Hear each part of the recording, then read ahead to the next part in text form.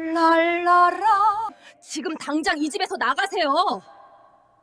깊은 밤 모두가 퇴근한 대저택의 서재에서 한 여자가 홀로 서류를 정리하고 있었습니다. 그녀는 이 집의 여비서였고 오늘도 늦은 시간까지 남아 일을 마무리하고 있었죠. 피곤한 몸을 이끌며 서류를 정리하던 그녀는 무심코 아주 낮은 목소리로 노래를 흥얼거렸습니다.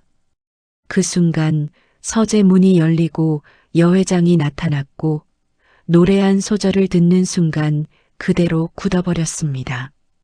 여회장의 얼굴은 창백하게 변했고 손끝은 미세하게 떨리기 시작했죠. 그리고 여회장은 아무 설명도 없이 차갑고 단호한 목소리로 말했습니다. 지금 당장 이 집에서 나가세요. 여비서는 그날 밤 즉시 해고 통보를 받았고 여회장은 마지막으로 낮게 덧붙였습니다. 그 노래는 다시는 부르지 마세요. 노래 한 소절이 한 사람의 인생을 송두리째 흔들어 놓은 순간이었습니다. 여러분 사연 시작하기 전에 구독과 좋아요로 마음을 보내주세요. 지금 바로 사연 시작합니다. 밤 11시가 넘은 시각이었습니다. 서울 강남의 한 대저택, 그곳은 지금도 여전히 불이 꺼지지 않은 채 고요하게 빛나고 있었어요. 이 집의 주인은 화진그룹의 여회장 강서윤이었습니다. 60대 중반의 나이였지만 여전히 날카로운 눈빛과 흔들림 없는 결단력으로 그룹을 이끌어가는 사람이었죠. 30년 넘게 재계에서 살아남으며 수많은 위기를 돌파해온 그녀였기에 사람들은 그녀를 철의 여인이라 불렀습니다. 그 저택의 2층 서재에는 한 여자가 홀로 남아 있었어요. 서재는 넓고 고요했습니다. 천장까지 이어진 책장에는 오래된 서적들이 빼곡하게 꽂혀 있었고 커다란 책상 위에는 정리되지 않은 서류들이 수북이 쌓여 있었죠. 창밖으로는 서울의 야경이 내려다 보였고 멀리 한강의 불빛이 희미하게 반짝이고 있었습니다. 여자의 이름은 이지은이었습니다. 32살의 나이로 이 집에서 여비서로 일한 지 2년하고도 몇 달이 지나고 있었어요. 단정하게 묶은 머리에 검은색 정장을 입은 그녀는 책상 앞에 앉아 오늘 처리해야 할 마지막 서류들을 정리하고 있었죠. 피곤한 얼굴이었지만 그녀는 묵묵히 일을 마무리하고 있었습니다. 서류를 정리하던 그녀의 손이 잠시 멈췄어요. 목이 말랐습니다. 아침부터 지금까지 제대로 물 한 모금 마실 시간이 없었죠. 그녀는 책상 옆에 놓인 물컵을 들어 한 모금 마셨습니다. 찬물이 목을 타고 넘어가면서 약간의 피로가 풀리는 것 같았어요. 그리고 그녀는 다시 서류를 펼쳤습니다. 내일 아침 일찍 여회장에게 보고해야 할 자료였어요. 계열사 실적 보고서였는데 숫자 하나하나를 꼼꼼하게 확인해야 했죠. 그녀는 형광펜을 들고 중요한 부분에 표시를 하기 시작했습니다. 조용한 밤이었습니다. 저택 안은 고요했고 직원들은 모두 퇴근한 지 오래였어요. 2층에는 그녀 혼자만 남아 있었고 1층 거실에는 여회장이 아직 깨어 있을 것이었죠. 서류를 정리하던 지은의 손이 다시 한번 멈췄습니다. 피곤함이 몰려왔어요. 오늘따라 유난히 긴 하루였고 그녀는 자신도 모르게 한숨을 내쉬었습니다. 그리고 그 순간 그녀의 입에서 아주 작은 소리가 흘러나왔어요. 라라라 라라라라. 낮고 조용한 목소리였습니다. 허밍이라고 할 수도 없을 만큼 작은 소리였고 거의 숨소리에 가까운 멜로디였어요. 그녀 자신도 의식하지 못한 채 그저 피곤한 순간에 자연스럽게 흘러나온 노래였죠. 특별한 가사도 없었고 그저 멜로디만 흥얼거렸을 뿐이었습니다. 그 노래는 참 오래된 노래였어요. 지은도 언제부터 이 노래를 알고 있었는지 기억나지 않았습니다. 어린 시절부터 힘들거나 외로울 때면 자기도 모르게 이 멜로디가 입에서 흘러나왔죠. 누가 가르쳐 준 적도 없었고 어디서 들었는지도 몰랐습니다. 그저 그녀의 안에 있던 노래였고 위로가 필요할 때면 찾아오는 친구 같은 존재였어요. 지은은 다시 서류에 집중했습니다. 노래는 이내 멈췄고 그녀는 다시 형광펜을 들고 숫자들을 확인하기 시작했어요. 내일 아침 8시까지 이 자료를 정리해야 했으니까요. 시간이 그리 많지 않았습니다. 그때였습니다. 서재 문이 천천히 열리는 소리가 들렸어요. 지은은 고개를 들었습니다. 문 앞에 여회장 강서윤이 서 있었어요. 회색 실크 가운을 걸친 그녀는 뭔가 이야기를 하려고 올라온 것 같았습니다. 지은은 재빨리 일어서며 인사를 했죠. 회장님, 아직 안 주무셨어요? 하지만 여회장은 대답하지 않았습니다. 그녀는 그저 서재 입구에 서서 지은을 바라보고 있었어요. 표정이 이상했습니다. 평소에 차갑고 날카로운 표정이 아니었죠. 뭔가 충격을 받은 듯한 아니면 두려움을 느낀 듯한 그런 얼굴이었어요. 여회장의 손끝이 미세하게 떨리고 있었습니다. 지은은 뭔가 잘못되었다는 걸 느꼈어요. 여회장의 얼굴빛이 달라졌고 그녀의 눈빛에는 지금까지 본 적 없는 감정이 담겨 있었죠. 당혹스러움, 두려움, 그리고 뭔가 오래된 상처를 건드린 듯한 그런 눈빛이었습니다. 회장님, 괜찮으세요? 지은이 조심스럽게 물었습니다. 하지만 여회장은 여전히 대답하지 않았어요. 그녀는 몇 초 동안 그대로 서 있다가 천천히 입을 열었습니다. 그 목소리는 평소와 달리 낮고 떨리고 있었어요. 방금 뭐 하고 있었어요? 서류 정리하고 있었습니다. 내일 아침 보고 드릴 자료인데. 노래요. 여회장이 지은의 말을 끊었습니다. 방금 노래 부르지 않았어요? 지은은 잠시 멈칫했습니다. 노래라니? 자신이 노래를 불렀던가요? 그녀는 기억을 더듬었어요. 그리고 문득 떠올랐습니다. 아, 그 허밍을 말하는 건가? 자신도 모르게 흥얼거렸던 그 멜로디를요. 아, 죄송합니다. 제가 무의식 중에 그 노래, 여회장의 목소리가 더 낮아졌습니다. 어디서 배웠어요? 지은은 당황했습니다. 왜 여회장이 갑자기 그런 질문을 하는지 이해할 수 없었어요. 그저 흥얼거린 멜로디일 뿐인데 왜 여회장은 이렇게 심각한 표정을 짓고 있는 걸까요? 저도 잘 모르겠습니다. 어렸을 때부터 알고 있던 노래인데 누가 가르쳐 줬어요? 아니요, 그냥 제가 원래 알고 있던 거짓말. 여회장의 목소리가 차갑게 식었습니다. 그 노래를 아는 사람은 이 세상에 2명뿐이에요. 지은은 숨이 막혔습니다. 여회장의 눈빛이 완전히 달라졌어요. 충격과 두려움은 사라지고 이제는 의심과 경계심만이 남아 있었죠. 여회장은 천천히 서재 안으로 들어왔습니다. 그리고 지은을 똑바로 바라보며 말했어요. 지금 당장 이 집에서 나가세요. 지은의 머릿속이 하얗게 변했습니다. 회장님, 무슨 말씀이신지. 짐을 싸서 오늘 밤 안으로 이 집을 떠나세요. 하지만 저는 아무것도. 더 이상 설명하지 않겠어요. 여 회장의 목소리는 단호했습니다. 내일 아침까지 인사팀에서 정리 절차를 진행할 거예요. 지금 당장 나가세요. 지은은 아무 말도 할 수 없었습니다. 도대체 무슨 일이 일어난 건지, 왜 갑자기 해고를 당하는 건지 이해할 수 없었어요. 노래 하나 때문에 그게 말이 되나요? 하지만 여 회장의 표정을 보니 이건 단순한 해고가 아니라는 걸 알 수 있었습니다.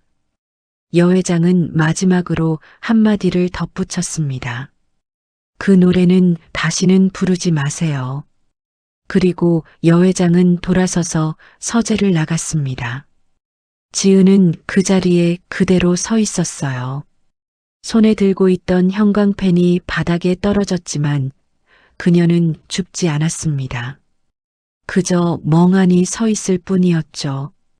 밤은 더욱 깊어갔습니다. 서재는 고요했고 창밖의 야경은 여전히 반짝이고 있었어요.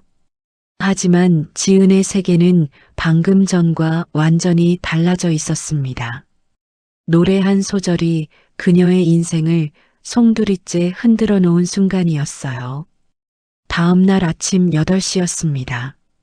화진그룹 본사 25층에 위치한 인사팀 사무실에는 긴장감이 흐르고 있었어요. 팀장 박민수는 아침 일찍 출근해서 책상 앞에 앉아 있었는데 그의 얼굴에는 난처한 표정이 역력했습니다. 어젯밤 늦게 여 회장으로부터 직접 전화를 받았어요. 이지은 비서를 즉시 해고하세요. 퇴직금은 규정대로 지급하되 경력 증명서에는 자진 퇴사로 처리하세요. 박민수는 놀라움을 감추지 못했습니다. 이지은은 능력 있는 직원이었고 여 회장도 그녀의 일 처리 능력을 높이 평가했었거든요. 그런데 갑자기 해고라니 무슨 일이 있었던 걸까요? 하지만 그는 묻지 않았습니다. 여 회장의 목소리가 평소와 달랐거든요. 차갑고 단호했으며 그 어떤 이의도 받아들이지 않겠다는 의지가 담겨 있었어요. 박민수는 30년 가까이 이 회사에서 일하면서 여 회장의 성격을 잘 알고 있었습니다. 그녀가 이런 목소리를 낼 때는 절대 뒤집히지 않는다는 걸요. 오전 9시 지은이 인사팀 사무실로 들어왔습니다. 그녀의 얼굴은 창백했고 눈가에는 피로한 기색이 역력했어요. 어젯밤 한숨도 자지 못한 것 같았습니다. 박민수는 그녀를 상담실로 안내했고 문을 닫은 뒤 조심스럽게 입을 열었어요. 이지은 비서님, 어제 무슨 일이 있었나요? 지은은 대답하지 않았습니다. 그저 고개를 숙인 채 앉아 있을 뿐이었어요. 박민수는 한숨을 내쉬며 서류를 꺼냈습니다. 퇴직 처리 서류였죠. 회장님 지시사항이라 제가 어떻게 할 수 있는 게 없습니다. 지은은 천천히 고개를 들었어요. 팀장님, 저 정말 아무것도 잘못한 게 없어요. 알아요. 나도 이해가 안 됩니다. 하지만 노래 한 곡 흥얼거렸다고 해고를 당하는 게 말이 돼요? 박민수는 잠시 멈칫했습니다. 노래라니? 그게 무슨 소리일까요? 하지만 그는 더 이상 묻지 않았어요. 여 회장이 직접 내린 결정이라면 거기에는 그만한 이유가 있을 거라고 생각했죠. 그는 서류를 지은 앞으로 밀어냈습니다. 서명해 주세요. 퇴직금은 규정대로 지급됩니다. 지은은 펜을 들었습니다. 손이 떨렸어요. 2년 넘게 일했던 이 회사를 이렇게 하루아침에 떠나야 한다는 게 믿기지 않았습니다. 하지만 그녀는 어쩔 수 없었어요. 여 회장의 결정을 뒤집을 방법은 없었으니까요. 서명을 마친 지은은 자리에서 일어났습니다. 그동안 감사했습니다. 미안해요. 박민수의 목소리에는 진심 어린 미안함이 담겨 있었습니다. 지은은 사무실을 나왔어요. 복도를 걸으며 그녀는 자신이 앉았던 책상을 떠올렸습니다. 2층 여회장 집무실 옆 작은 방이었죠. 그곳에서 2년 동안 일했고 수많은 서류를 처리했으며 여회장의 일정을 관리했습니다. 이제 그 자리는 다른 사람의 것이 될 거예요. 건물을 나선 지은은 차가운 아침 공기를 마셨습니다. 3월 초순의 바람은 여전히 차가웠고 그녀는 코트깃을 세웠어요. 거리에는 출근하는 사람들로 붐볐고 모두들 바쁘게 걸어가고 있었습니다. 하지만 지은만은 멈춰 서 있었어요. 이제 어디로 가야 할까요? 집으로 돌아가야 하나요? 아니면 다른 회사에 이력서를 넣어야 하나요? 그날 오후 화진그룹 본사에서는 회의가 열렸습니다. 여회장 강서윤이 주재하는 임원회의였어요. 회의실에는 각 부서 임원들이 모여 있었고 분위기는 긴장되어 있었습니다. 여회장의 표정이 평소보다 더 차갑고 날카로웠거든요. 회의가 진행되는 동안 여회장은 한 가지 지시사항을 내렸습니다. 보안팀장, 예, 회장님, 이지은이라는 직원에 대해 조사를 시작하세요. 회의실에 잠시 정적이 흘렀어요. 보안팀장 최진혁은 놀란 표정으로 여회장을 바라봤습니다. 이지은은 오늘 아침 해고된 여비서였거든요. 이미 회사를 떠난 사람인데 왜 조사를 하라는 걸까요? 어떤 부분을 조사하면 될까요? 모든 부분이요. 여회장의 목소리는 단호했습니다. 그녀의 출신 배경, 학력, 경력, 인간관계, 가족관계까지 모두 파악하세요. 특히 어린 시절 기록을 중점적으로 조사하세요. 알겠습니다. 최진혁은 더 이상 묻지 않았어요. 여회장이 이렇게 직접 지시하는 경우는 드물었습니다. 뭔가 심각한 일이 있었다는 걸 직감할 수 있었죠. 그는 회의가 끝난 후 바로 보안팀으로 돌아가 조사를 시작했습니다. 하지만 최진혁도 몰랐습니다. 여회장이 왜 이런 지시를 내렸는지, 그 이유가 무엇인지를요. 사실 여회장 자신도 정확히 설명할 수 없었어요. 그저 본능적으로 느껴지는 불안감과 두려움이 있었을 뿐이었습니다. 그 노래는 30년도 더 지난 과거에서 왔어요. 여회장이 가장 중요한 선택을 했던 그 시기, 그녀가 모든 것을 포기하고 성공을 택했던 그 순간에 불렀던 노래였죠. 그 노래를 아는 사람은 이 세상에 단 2명뿐이었습니다. 여회장 자신과 그리고 여회장은 고개를 저었어요. 아니야. 그 사람은 이미 세상에 없어. 30년 전에 모든 게 끝났어. 그런데 왜 갑자기 그 노래가 다시 나타난 거지? 이지은은 32살이야. 그 시기와는 맞지 않아. 그럼 우연일까? 아니면 여회장의 머릿속은 복잡했습니다. 우연이라고 하기엔 너무나 정확한 멜로디였어요. 그 노래는 유명한 노래도 아니었고 어디선가 들을 수 있는 노래도 아니었습니다. 그저 여회장이 혼자 흥얼거리던 노래였고 그것을 한 사람에게만 들려줬었죠.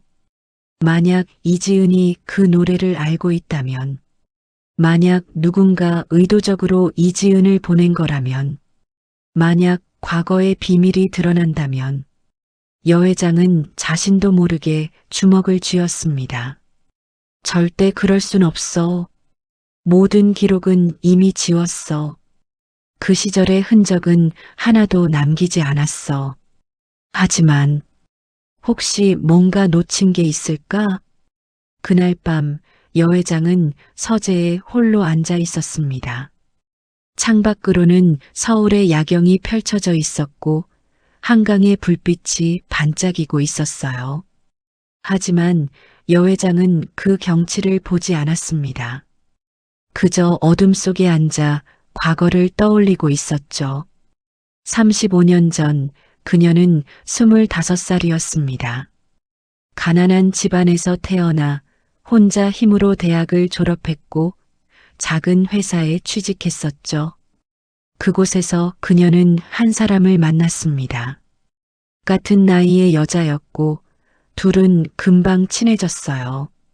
그 여자의 이름은 윤미래였습니다. 미래는 서윤과는 정반대의 성격이었어요. 밝고 긍정적이었으며 항상 웃고 있었죠. 서윤은 그런 미래가 부러웠습니다. 자신은 늘 진지하고 냉정했는데 미래는 세상을 즐길 줄 알았거든요.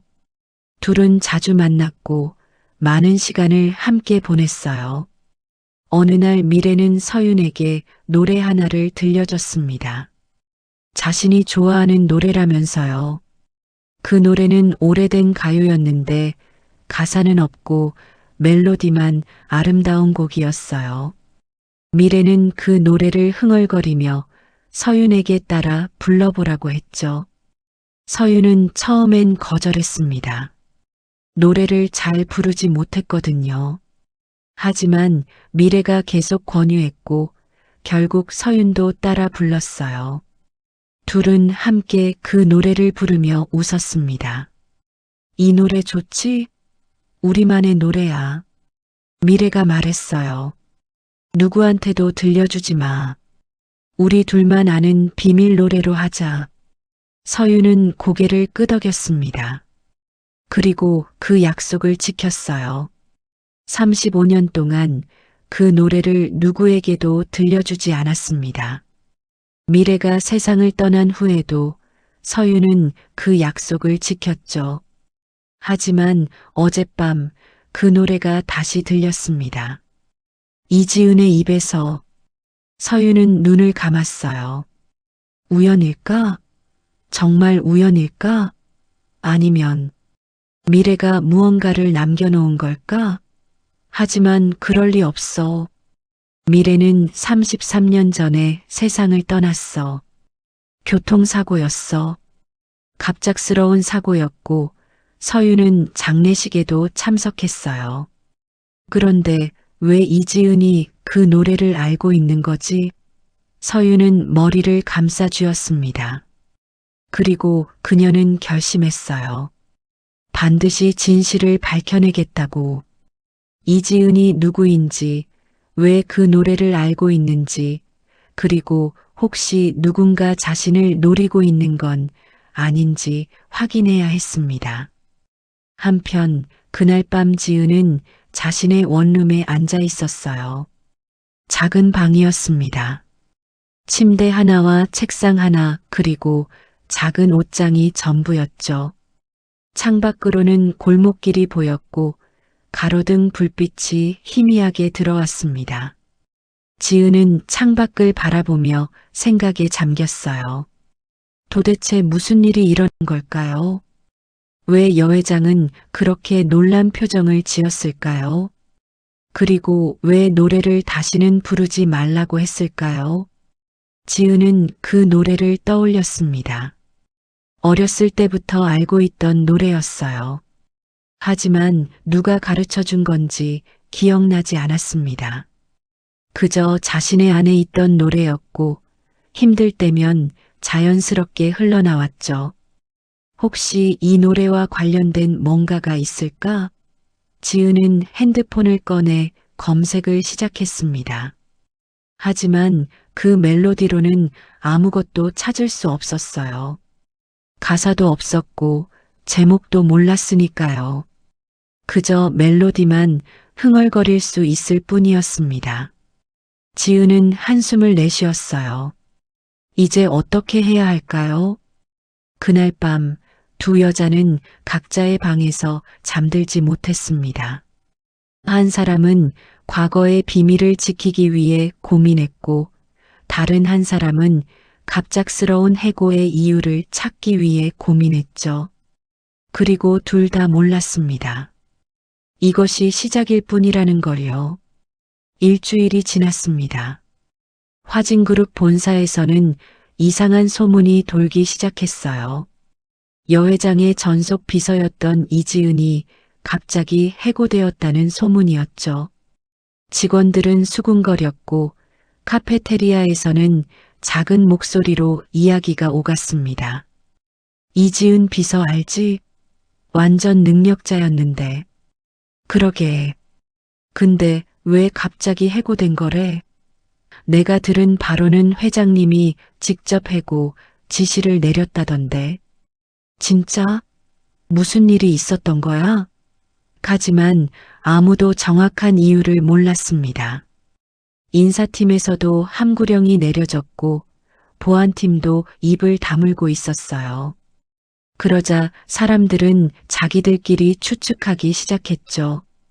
그리고 그 추측은 점점 커지고 부풀려졌습니다.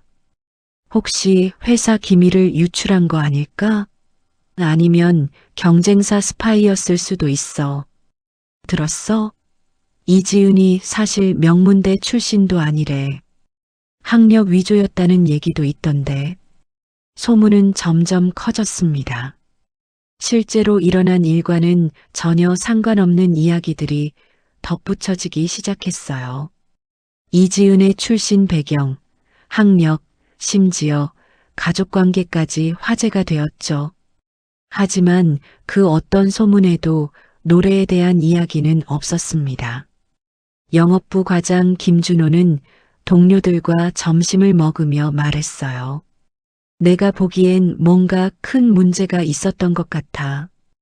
회장님이 직접 나설 정도면 말이야.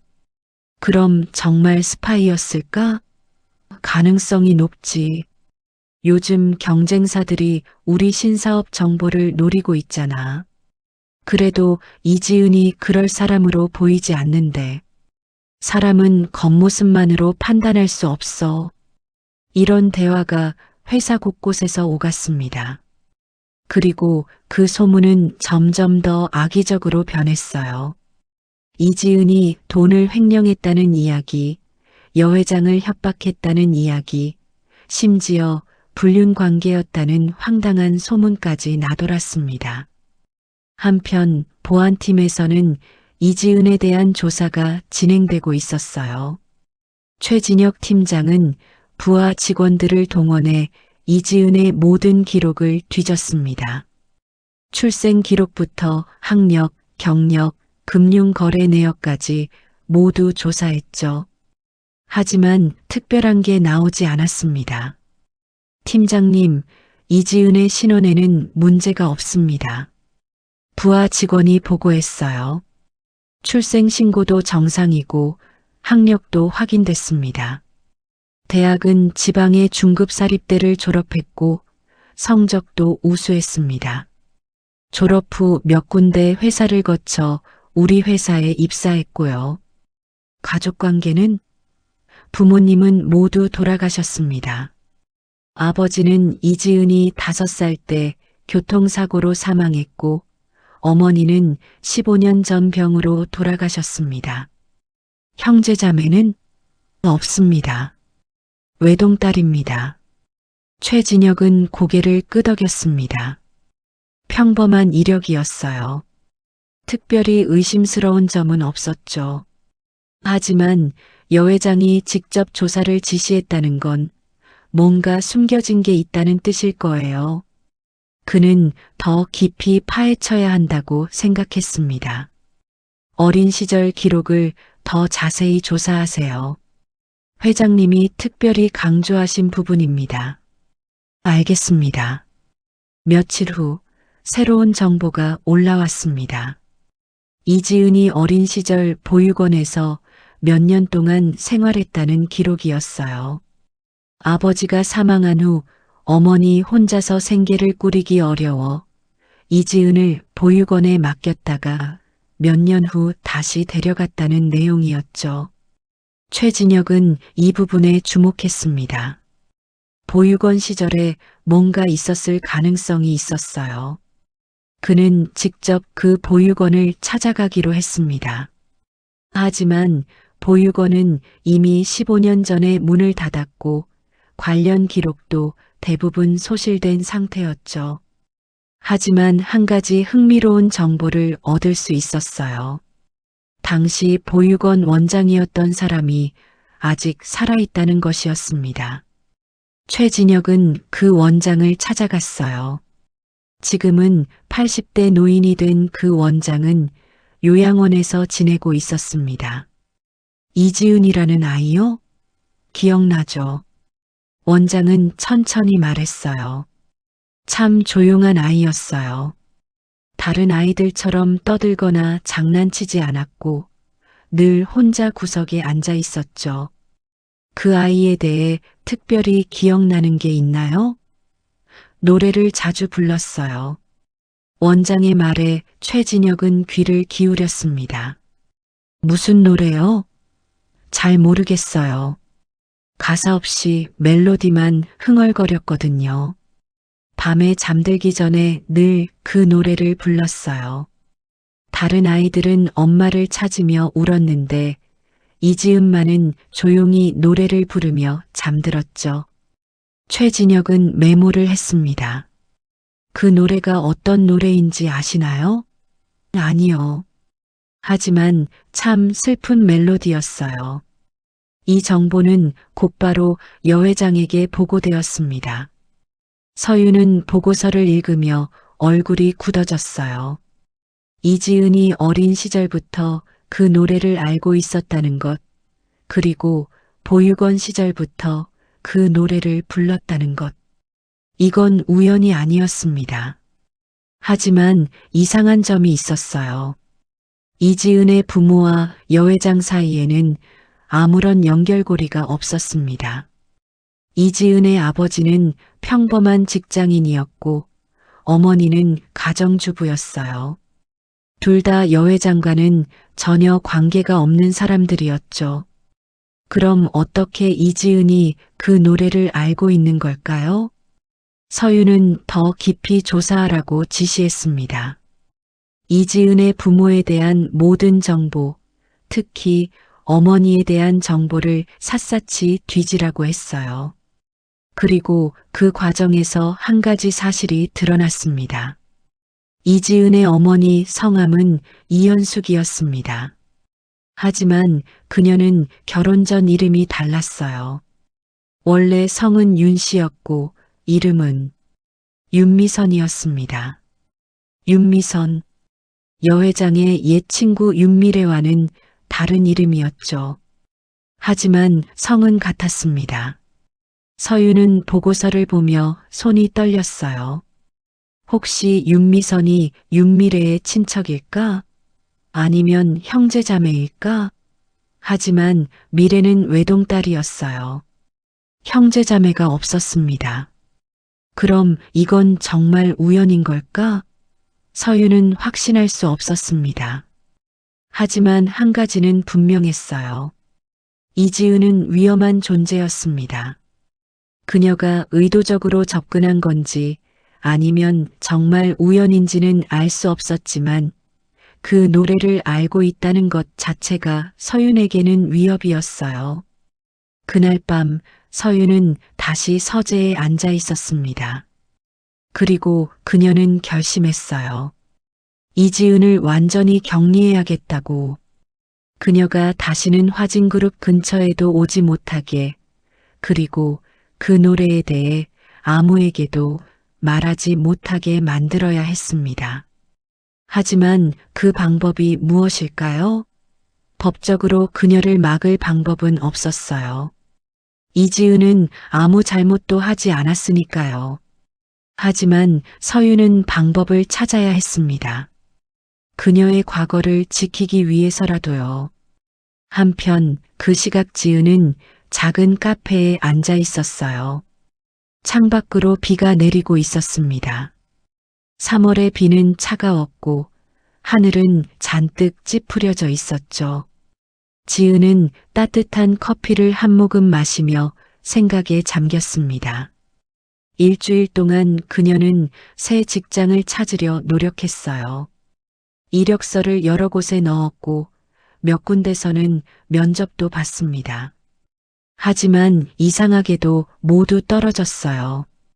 심지어 처음에는 좋은 반응을 보이던 곳에서도 며칠 후 거절 통보가 왔습니다. 지은은 뭔가 이상하다고 느꼈어요. 혹시 화진그룹에서 뭔가 조치를 취한 걸까요? 하지만 그럴 리 없었습니다. 자신은 아무 잘못도 하지 않았고 단지 노래 하나 때문에 해고당했을 뿐이에요. 하지만 현실은 달랐습니다.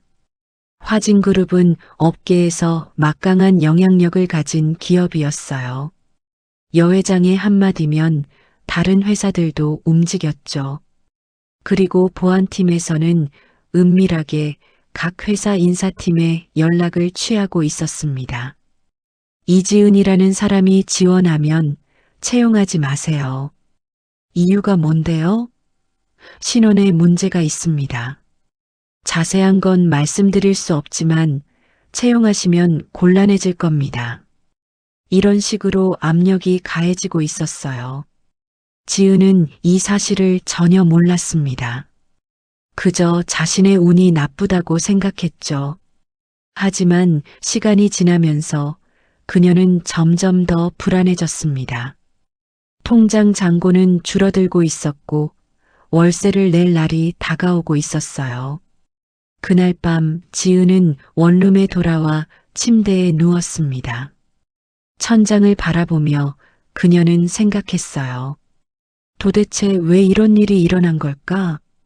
노래 하나가 이렇게 인생을 바꿀 수 있는 걸까? 그리고 그 노래에는 도대체 무슨 비밀이 숨겨져 있는 걸까? 지은은 다시 그 노래를 떠올렸습니다. 하지만 이번에는 부르지 않았어요. 여회장의 마지막 말이 떠올랐거든요. 그 노래는 다시는 부르지 마세요. 그 말에는 경고가 담겨 있었습니다. 지은은 눈을 감았어요. 그리고 그녀는 결심했습니다. 반드시 진실을 밝혀내겠다고. 2주일이 더 지났습니다. 화진그룹에서는 새로운 비서가 채용되었어요. 여회장의 지시로 인사팀에서 서둘러 충원한 인력이었죠. 이름은 박수진이었고 30대 초반의 능력 있는 직원이었습니다. 수진은 첫날부터 열심히 일했어요. 여회장의 일정을 관리하고 서류를 정리하고 각종 회의를 준비했죠. 하지만 그녀는 곧 이상한 점을 발견했습니다. 여회장이 자신을 볼 때마다 뭔가 경계하는 눈빛을 보낸다는 것을요. 어느 날 오후 수진은 서재에서 여회장에게 보고를 하고 있었어요. 회장님, 다음 주 월요일 오전 10시에 금융감독원과 미팅이 예정되어 있습니다. 알겠어요. 그리고 화요일에는 잠깐 여회장이 수진을 멈춰 세웠습니다. 박 비서, 혹시 노래 좋아하세요? 갑작스러운 질문이었습니다. 수진은 당황하며 대답했어요. 네. 아, 네. 음악은 좋아합니다만. 어떤 장르를 주로 듣나요? 발라드나 팝송을 주로 듣습니다. 오래된 노래도 들어요? 가끔요. 부모님 세대 노래도 듣긴 하는데. 여회장은 수진을 한참 바라봤어요. 그리고는 고개를 끄덕이며 말했습니다. 계속 보고하세요. 수진은 어리둥절했지만 다시 보고를 이어갔어요. 하지만 그녀는 느낄 수 있었습니다. 여회장이 자신을 시험하고 있다는 걸요. 마치 뭔가를 확인하려는 듯한 그런 눈빛이었어요. 한편 여회장은 또 다른 조치를 취했습니다. 이지은이 접근할 수 없도록 보안을 강화한 것이었어요. 본사 출입 시스템에 이지은의 얼굴 인식 데이터를 등록했고, 만약 그녀가 건물에 나타나면 즉시 보안팀에 통보되도록 했죠. 뿐만 아니라 여 회장의 거주지 주변에도 보안을 강화했습니다. CCTV를 추가로 설치했고 경비 인력을 늘렸어요. 심지어 이지은이 살고 있는 지역까지 파악해서 그녀의 동선을 감시하기 시작했죠. 이 모든 것을 지은은 전혀 몰랐습니다. 그녀는 여전히 새 직장을 찾기 위해 노력하고 있었고 면접을 보러 다니고 있었어요. 하지만 번번이 떨어졌고 점점 더 절망적인 상황으로 몰리고 있었습니다. 어느 날 지은은 옛 동료로부터 전화를 받았어요. 화진그룹 인사팀에서 같이 일했던 후배 직원 김민지였습니다. 민지는 조심스러운 목소리로 말했어요. 지은 선배, 저 지금 얘기해도 되죠? 응, 괜찮아. 무슨 일이야? 선배, 혹시 회사에서 무슨 일 있었어요? 왜 갑자기 그만두신 거예요? 지은은 잠시 망설였습니다. 사실대로 말해야 할까요? 하지만 노래 때문에 해고당했다고 말하면 민지가 믿을까요? 응, 개인적인 사정이 있어서.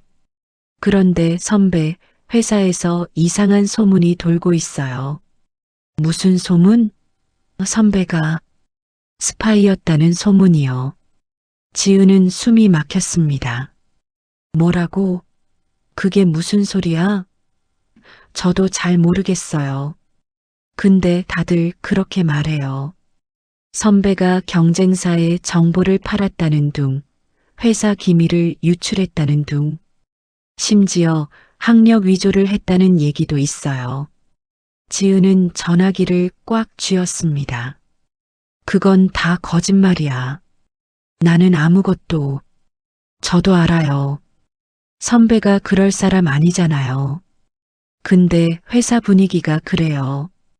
보안팀에서도 선배 얘기를 하고 있다던데. 보안팀에서? 네. 선배에 대해 조사를 했다는 얘기가 있어요.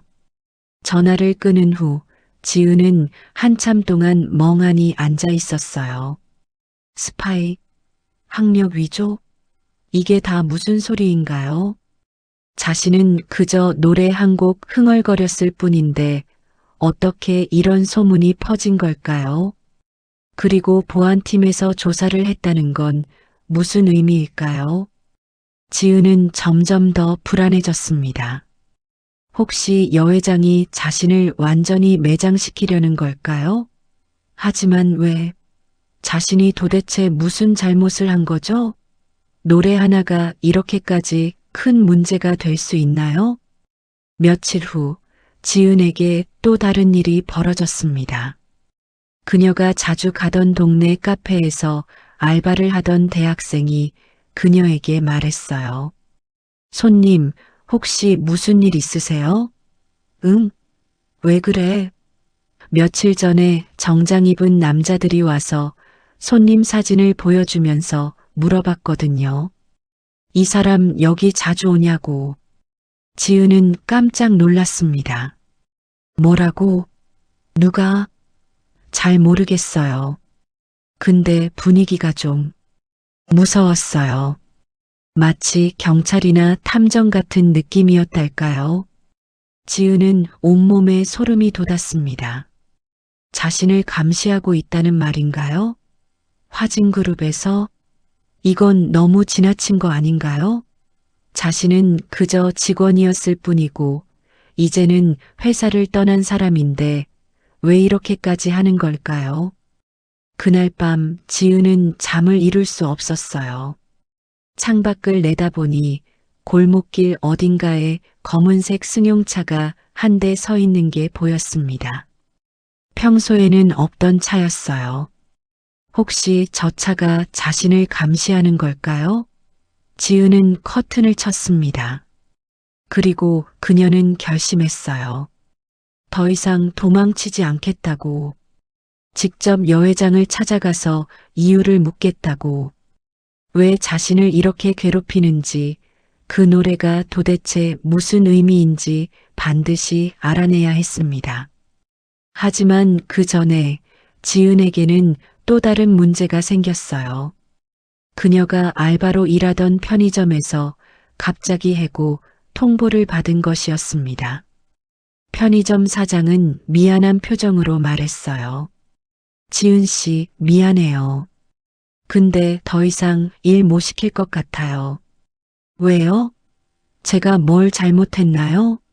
아니요, 그게 위에서 압력이 들어와서. 위에서요? 편의점 본사에서 연락이 왔어요. 지은 씨를 해고하라고. 지은은 믿을 수 없었습니다. 편의점 본사에서? 왜? 자신은 알바생일 뿐인데 왜 본사에서까지 나서는 걸까요? 그리고 갑자기 떠올랐습니다. 화진그룹이 그 편의점 체인의 대주주라는 사실을요. 여회장이 손을 쓴 거였습니다. 지은은 절망감에 빠졌어요. 이제 어떻게 해야 할까요? 새 직장도 구하지 못하고 알바마저 해고당했어요. 월세를 낼 돈도 얼마 남지 않았고 통장 잔고는 바닥나고 있었습니다. 그날 밤 지은은 창밖을 바라보며 눈물을 흘렸어요. 자신이 도대체 무슨 잘못을 한 걸까요? 노래 하나 흥얼거린 것뿐인데 왜 인생이 이렇게 무너지는 걸까요? 그리고 그 노래는 도대체 무엇이며 왜 여회장은 그렇게까지 자신을 괴롭히는 걸까요? 한편 화진그룹에서는 또 다른 일이 벌어지고 있었습니다. 여회장의 지시로 이지은을 도왔던 직원들이 불이익을 받기 시작한 것이었어요. 그중 한 명은 영업부 대리 최수연이었습니다.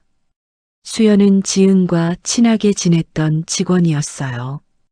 지은이 힘들 때 도와줬고 종종 점심을 같이 먹으며 이야기를 나눴죠. 하지만 지은이 해고된 후 수연도 이상한 일을 겪기 시작했습니다. 갑자기 중요한 프로젝트에서 배제되었고 승진 심사에서도 누락되었어요. 심지어 부서 이동 명령까지 받았습니다. 지방 사무소로 발령이 났죠. 수연은 인사팀을 찾아갔습니다. 왜 제가 지방으로 가야 하나요? 저는 서울에서 계속 일하고 싶은데. 회사 방침입니다. 하지만 제 업무 성과는 나쁘지 않았잖아요. 다른 이유가 있습니다. 무슨 이유죠? 인사팀 직원은 난처한 표정을 지었어요. 이지은 씨와 가까이 지냈죠? 수연은 그제야 깨달았습니다. 그게 문제라는 거예요? 동료랑 친하게 지낸 게 잘못이라는 거예요? 회사 입장에서는 이지은 씨와 관련된 사람들을 조심해야 합니다. 이지은이 도대체 뭘 했길래 이래요? 그건 말씀드릴 수 없습니다. 수연은 화가 났지만 어쩔 수 없었어요. 결국 그는 지방 발령을 받아들여야 했습니다. 그리고 그는 지은에게 전화를 걸었어요. 지은아, 나 최수연이야. 수연 오빠, 오랜만이에요. 응, 너 요즘 어떻게 지내? 그냥 그렇게 지내요. 나 너 때문에 지방으로 발령 났어. 지은은 숨이 막혔습니다. 뭐라고요? 회사에서 너랑 친하게 지낸 사람들 다 찍혔어. 나뿐만 아니라 몇 명 더 있어. 죄송해요. 제가 오빠한테 피해를 끼칠 줄은. 아니야, 내 잘못이 아니야. 수연의 목소리는 침착했어요. 근데 지은아, 너 도대체 뭘 한 거야? 회사에서 왜 이렇게까지 하는 거지? 저도 모르겠어요. 그냥 노래 하나 불렀을 뿐인데. 노래? 네. 그게 다예요. 수연은 잠시 침묵했습니다. 그게 뭔지는 모르겠지만 조심해. 회사가 너를 완전히 매장시키려고 하는 것 같아. 전화를 끊은 후 지은은 다시 눈물을 흘렸어요. 자신 때문에 다른 사람들까지 피해를 입고 있었습니다.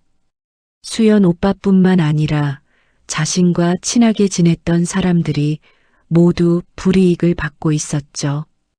이건 너무 잔인한 일이었어요. 지은은 결심했습니다. 더 이상 이렇게 당하고만 있을 수 없다고. 직접 여회장을 만나서 따져야 한다고. 왜 자신을 이렇게 괴롭히는지, 그리고 무고한 사람들까지 피해를 입히는지 반드시 물어봐야 했습니다. 하지만 문제가 있었어요. 여회장을 어떻게 만날 수 있을까요? 지금 지은은 화진그룹 건물에 들어갈 수조차 없었습니다. 출입이 차단되어 있었거든요. 그렇다면 여회장의 집으로 찾아가야 할까요? 지은은 고민했습니다. 그리고 며칠 후 그녀는 용기를 냈어요. 여회장의 저택으로 찾아가기로 한 것이었습니다. 어차피 잃을 게 없었어요. 이미 직장도 잃었고 알바도 잃었고 친구들마저 자신 때문에 피해를 입고 있었죠. 어느 토요일 오후 지은은 강남의 그 저택 앞에 섰습니다. 높은 담장과 철문이 그녀를 가로막고 있었어요. 경비실에서는 경비원이 지은을 바라보고 있었죠. 지은은 깊게 숨을 들이마시고 경비실로 걸어갔습니다. 저 회장님을 뵙고 싶은데요. 경비원은 지은을 위아래로 훑어봤어요. 누구시죠? 이지은이라고 합니다. 전에 이 집에서 일했던. 아, 이지은? 경비원의 얼굴이 굳어졌습니다. 출입 금지 명단에 있는 사람이네요. 들어갈 수 없습니다. 잠깐만요. 저 정말 회장님을 꼭 뵈어야 해요. 안 됩니다. 지금 당장 떠나세요. 안 그러면 경찰을 부르겠습니다. 지은은 절박했습니다. 제발요. 딱 5분만요. 회장님께 제 이름만이라도 전해주세요. 안 됩니다. 경비원은 단호했어요. 지은은 철문 앞에서 한참 서 있었습니다. 하지만 들어갈 방법이 없었어요. 결국 그녀는 돌아서야 했습니다. 그때였습니다. 철문 너머 저택의 정원에서 누군가가 걸어 나오는 게 보였어요. 회색 코트를 입은 여자였고 그 뒷모습은 여회장이었습니다. 지은은 소리쳤습니다. 회장님. 여회장이 멈춰 섰어요. 천천히 돌아서서 지은을 바라봤습니다. 두 여자의 눈이 철문을 사이에 두고 마주쳤어요. 여회장의 얼굴에는 복잡한 감정이 스쳐 지나갔습니다. 왜 여기까지 왔어요? 여회장의 목소리는 차가웠습니다. 답을 들으러 왔어요. 왜 저를 이렇게 괴롭히시는 거예요? 당신이 알 필요 없어요. 저는 알 권리가 있어요. 제가 뭘 잘못한 건지, 왜 제 인생이 이렇게 망가져야 하는지. 여회장은 한참 동안 지은을 바라봤어요. 그리고 천천히 입을 열었습니다. 그 노래 누가 가르쳐 줬어요? 말씀드렸잖아요. 저도 모르겠다고. 거짓말. 진짜예요. 저는 어렸을 때부터 그냥 알고 있었어요. 누가 가르쳐 준 것도 아니고 어디서 들은 것도 아니에요. 여회장의 눈빛이 흔들렸습니다. 불가능해요. 왜요? 왜 불가능한 건데요? 그 노래는 이 세상에 단 두 사람만 아는 노래거든요. 지은은 숨을 멈췄습니다. 무슨 말씀이세요? 더 이상 설명하지 않겠어요. 그리고 다시는 여기 오지 마세요. 여회장은 돌아서서 저택 안으로 들어갔습니다. 지은은 철문 앞에 그대로 서 있었어요. 여 회장의 말이 머릿속을 맴돌았습니다. 단 두 사람만 아는 노래. 그게 무슨 뜻일까요? 경비원이 지은의 팔을 잡았습니다. 이제 가세요. 지은은 어쩔 수 없이 저택을 떠났어요.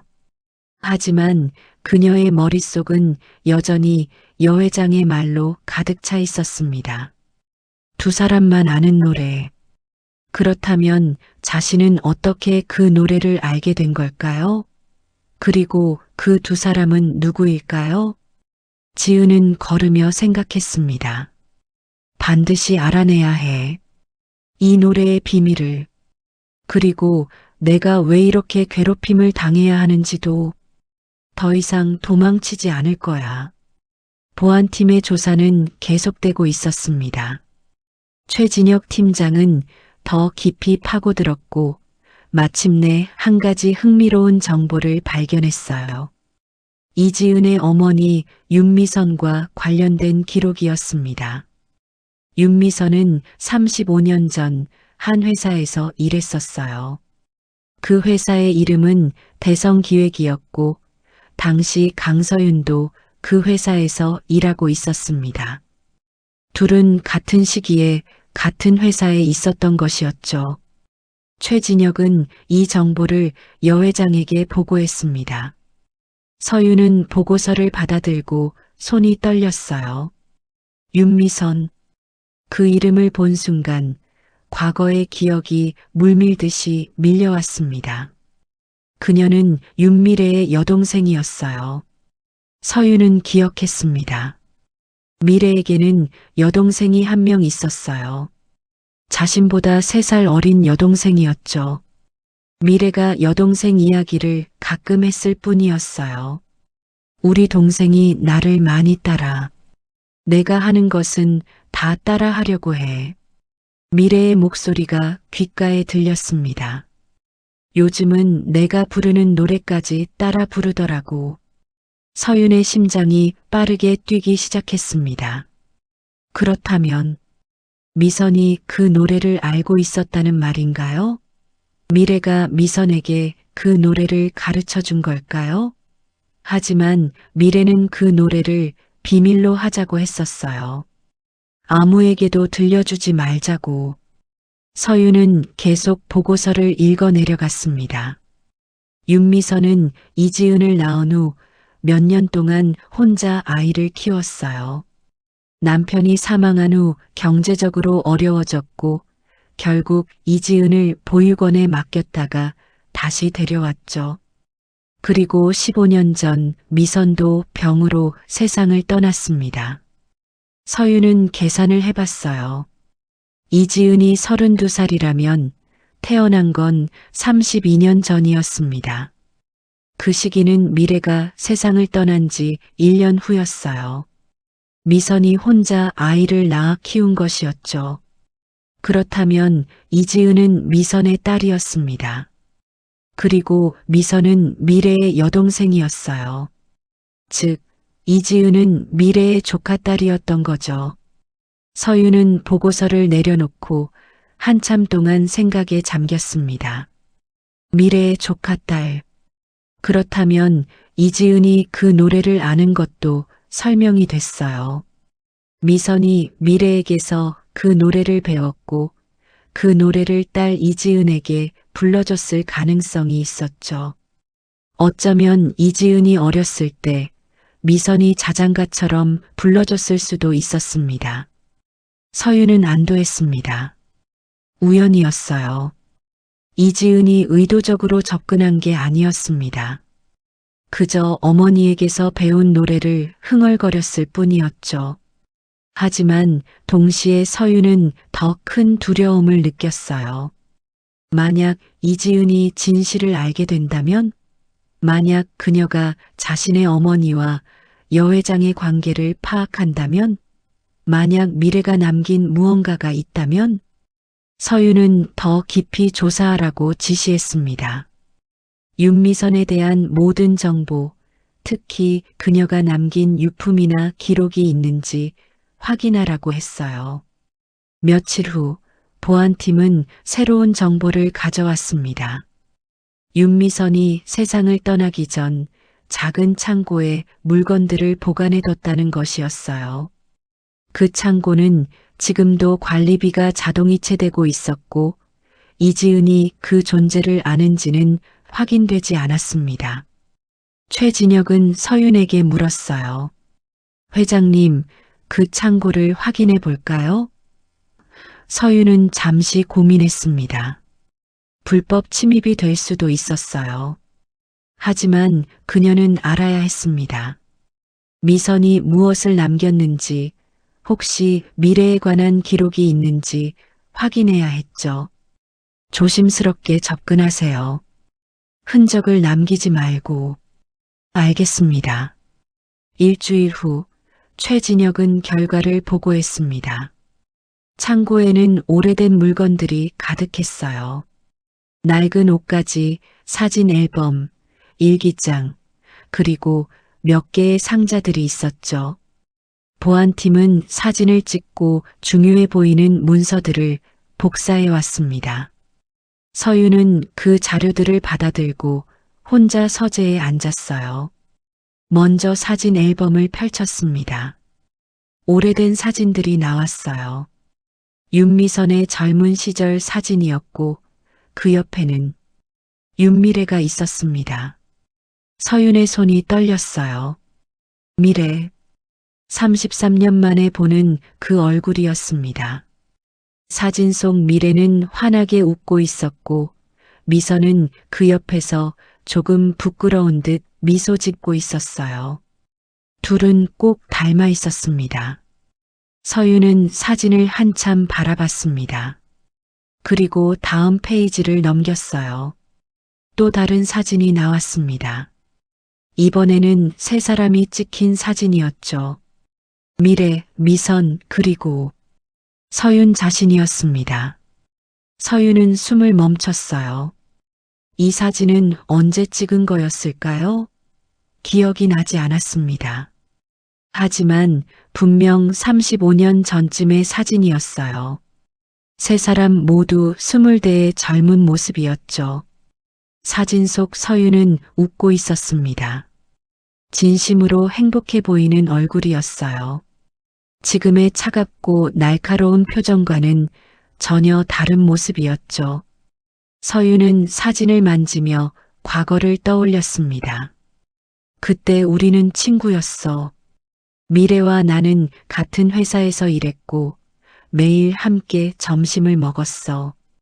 퇴근 후에는 커피를 마시며 미래 이야기를 했지.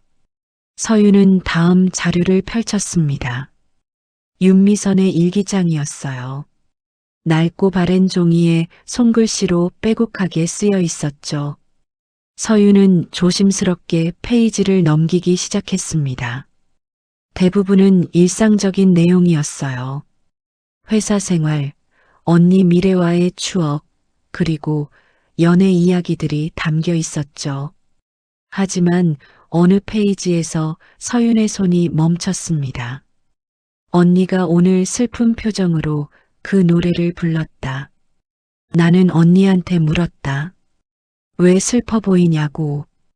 언니는 대답하지 않았다. 그저 내 머리를 쓰다듬으며 말했다.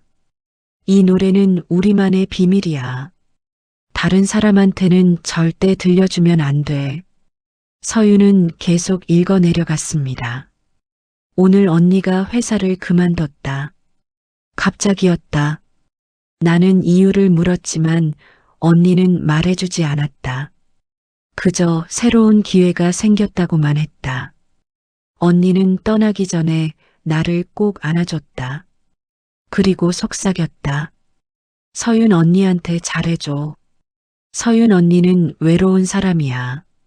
서윤의 눈가가 뜨거워졌습니다. 미래가 자신을 외롭다고 생각했다는 걸 몰랐어요. 서윤은 늘 강한 척했고 혼자서도 잘할 수 있다고 생각했었죠. 하지만 미래는 알고 있었나 봅니다. 서윤의 외로움을요.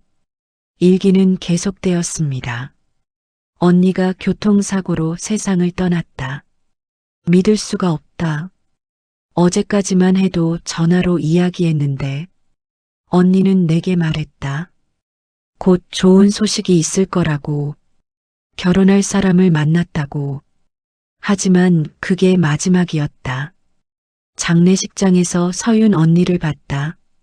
서윤 언니는 울지 않았다. 그저 멍하니 언니를 바라보고만 있었다. 서윤은 눈을 감았습니다. 그날을 기억했어요. 미래의 장례식 날. 서윤은 정말 울지 못했습니다. 너무 갑작스러워서, 너무 믿기지 않아서 눈물조차 나오지 않았죠. 일기의 마지막 부분에는 이렇게 쓰여 있었습니다. 나는 언니가 좋아하던 그 노래를 내 딸에게 불러줄 거다. 비록 언니는 이 세상에 없지만 언니의 노래는 내 딸을 통해 계속 이어질 것이다. 지은아, 이 노래를 기억해줘. 이건 내 이모가 사랑하던 노래야. 서윤은 일기장을 덮었습니다. 이제 모든 게 명확해졌어요. 이지은이 그 노래를 아는 이유가 밝혀진 것이었습니다. 미선이 미래를 기억하기 위해 딸에게 그 노래를 가르쳐 준 것이었죠. 하지만 이지은은 그 의미를 몰랐을 거예요. 어머니가 왜 그 노래를 불러줬는지, 그 노래에 어떤 의미가 담겨 있는지 전혀 모르는 채 자랐을 겁니다. 서윤은 창밖을 바라봤습니다. 미안해, 미래. 내가 너의 조카딸을 이렇게 괴롭힐 줄은 몰랐어. 하지만 나는 두려웠어. 과거가 드러날까봐. 내가 감춰온 비밀이 세상에 알려질까봐. 서윤은 결심했습니다. 이지은을 더 이상 괴롭히지 않기로요.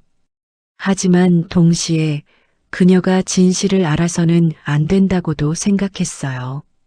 미래와 서윤 사이에 있었던 일은 영원히 비밀로 남아야 했습니다. 서윤은 최진혁을 불렀습니다. 팀장, 이지은에 대한 감시를 중단하세요. 네.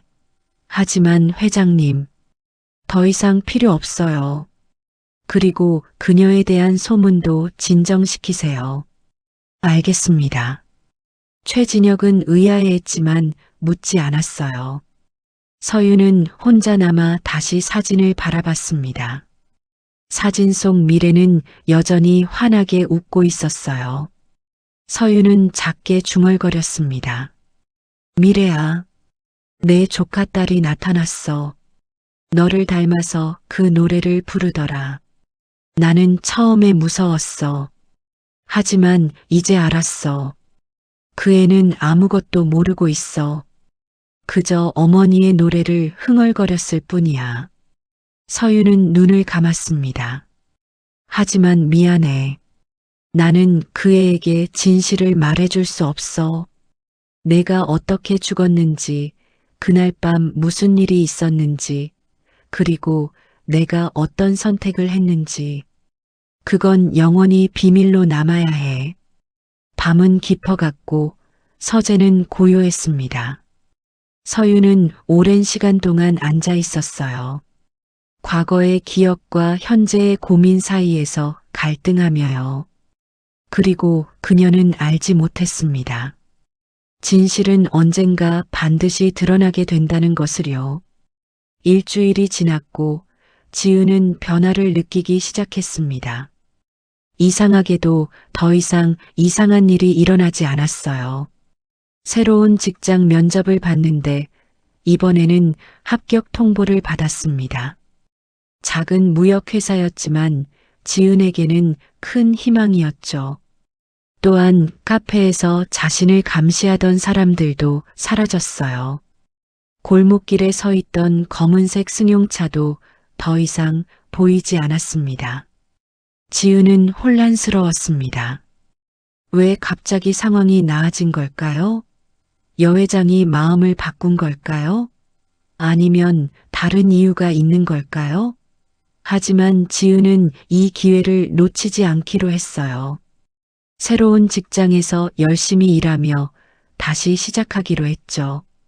첫 출근 날 지은은 긴장된 마음으로 회사에 들어섰습니다. 작은 사무실이었지만 사람들은 친절했어요. 팀장은 지은을 환영하며 업무를 설명해줬고 동료들도 따뜻하게 맞아줬죠. 지은은 오랜만에 안도의 한숨을 내쉬었습니다. 한 달이 지났습니다. 지은은 새로운 직장에 적응하고 있었어요. 업무는 어렵지 않았고 동료들과도 잘 지냈습니다. 하지만 그녀는 여전히 그 노래의 비밀을 잊지 못하고 있었어요. 어느 주말 오후 지은은 어머니의 유품을 정리하기로 했습니다. 원룸 한쪽에 쌓아둔 상자들이었어요. 어머니가 돌아가신 후 17년 동안 한 번도 제대로 정리하지 못했었죠. 지은은 상자를 하나씩 열어보기 시작했습니다. 오래된 옷가지, 사진 앨범, 그리고 몇 권의 책이 나왔어요. 지은은 사진 앨범을 펼쳤습니다. 어린 시절 자신의 모습이 담긴 사진들이 나왔죠. 어머니와 함께 찍은 사진, 보육원에서 찍은 사진, 그리고 학교 다닐 때 찍은 사진들이었습니다. 사진을 넘기다가 지은의 손이 멈췄어요. 한 장의 오래된 사진이 눈에 들어왔습니다. 두 여자가 나란히 서서 웃고 있는 사진이었어요. 한 명은 어머니 윤미선이었고 다른 한 명은 지은은 사진을 자세히 들여다봤습니다. 낯선 여자였어요. 어머니보다 조금 더 밝게 웃고 있었고 분위기가 활발해 보였습니다. 사진 뒷면에는 작은 글씨로 이렇게 쓰여 있었어요. 미래 언니와 함께 1989년 여름. 미래 언니? 지은은 이 이름을 들어본 적이 없었습니다. 어머니가 언니가 있었나요? 아니면 친한 친구였을까요? 지은은 사진을 계속 바라봤어요. 그 여자의 얼굴에는 뭔가 익숙한 느낌이 있었습니다. 하지만 어디서 본 것 같은지 기억이 나지 않았어요. 지은은 사진을 따로 빼두고 다른 물건들을 계속 정리했습니다. 그때 한 권의 낡은 공책이 나왔어요. 어머니의 일기장이었습니다. 지은은 조심스럽게 펼쳐봤어요. 어머니의 손글씨로 빼곡하게 쓰여 있었죠. 지은은 페이지를 넘기며 읽기 시작했습니다. 대부분은 일상적인 내용이었어요. 회사 생활, 연애 이야기, 그리고 결혼 후 이야기들이 담겨 있었죠. 하지만 어느 페이지에서 지은의 눈길이 멈췄습니다. 오늘 지은이에게 언니의 노래를 불러줬다. 지은이는 금방 따라 불렀다. 역시 내 딸이야. 언니를 닮았어. 지은아, 이 노래를 잊지 마. 이건 내 이모가 사랑하던 노래란다. 이모, 지은은 다시 읽어봤습니다. 이모라니? 자신에게 이모가 있었나요? 어머니는 외동딸이라고 들었는데. 아니, 잠깐. 어머니에게 언니가 있었다는 건가요? 지은은 계속 읽어내려갔습니다. 언니가 돌아가신 지 벌써 1년이 지났다. 아직도 믿기지 않는다. 언니는 너무 갑작스럽게 떠났다. 교통사고였다. 누구의 잘못도 아닌 그저 불운한 사고였다고들 말한다. 하지만 나는 알고 있다. 언니가 그날 밤 왜 그렇게 서둘러 나갔는지. 지은의 심장이 빠르게 뛰기 시작했습니다. 언니는 서윤 언니를 만나러 갔었다. 급한 일이 있다고 했다. 중요한 이야기를 해야 한다고. 하지만 그 길에 사고가 났다. 비가 많이 내리던 밤이었다. 언니는 그 길에서 숨을 거뒀다. 서윤 언니? 지은은 숨을 멈췄습니다. 서윤. 그 이름은 강서윤.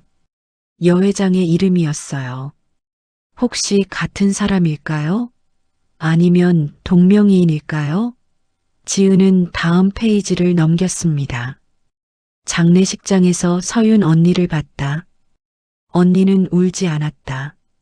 그저 멍하니 미래 언니를 바라보고만 있었다. 나는 서윤 언니에게 다가가려 했지만 언니는 나를 피했다. 그리고 그 이후로 한 번도 만나지 못했다. 지은은 일기장을 덮었습니다. 머릿속이 복잡했어요. 이게 무슨 의미일까요? 어머니의 언니 윤미래, 그리고 여회장 강서윤. 둘은 친구였던 걸까요? 그리고 그 노래는. 지은은 다시 사진을 꺼내봤습니다. 미래 언니라고 쓰여있던 그 사진을요. 그리고 갑자기 깨달았습니다. 그 여자의 얼굴이 왜 익숙했는지요. 눈매와 미소가 여회장 강서윤과 비슷했던 것이었습니다. 아니, 잠깐. 지은은 혼란스러웠어요. 사진 속 여자는 미래 언니였고 여회장은 서윤 언니였어요. 둘은 다른 사람이었죠. 하지만 왜 어머니의 일기에는 둘이 함께 나오는 걸까요? 지은은 다시 일기장을 펼쳤습니다. 그리고 더 앞쪽 페이지를 읽기 시작했어요. 어머니가 젊었을 때 쓴 내용들이었죠. 오늘 언니가 나를 서윤 언니에게 소개해줬다. 서윤 언니는 언니의 회사 동료래. 참 멋진 사람이야. 차갑고 냉정해 보이지만 언니 말로는 사실 외로운 사람이래. 우리 셋이 함께 사진을 찍었다. 행복한 하루였다. 지은은 이제 이해하기 시작했어요. 윤미래는 어머니의 언니였고 강서윤과 친구였던 것이었습니다. 그리고 그 노래는 미래 이모가 좋아하던 노래였고 어머니가 그 노래를 자신에게 가르쳐 준 것이었죠. 그렇다면 여회장이 그 노래를 듣고 놀란 이유가 설명됐어요. 그 노래는 미래 이모와 여회장만 알던 비밀의 노래였고 지은이 그 노래를 부르자 여회장은 과거를 떠올렸던 것이었습니다. 그리고 두려워했겠죠. 혹시 지은이 진실을 알고 있는 건 아닐까 하고요. 하지만 지은은 여전히 의문이 남았습니다. 왜 여회장은 그렇게까지 두려워한 걸까요? 친구의 노래를 조카딸이 부르는 게 그렇게 큰 문제였을까요?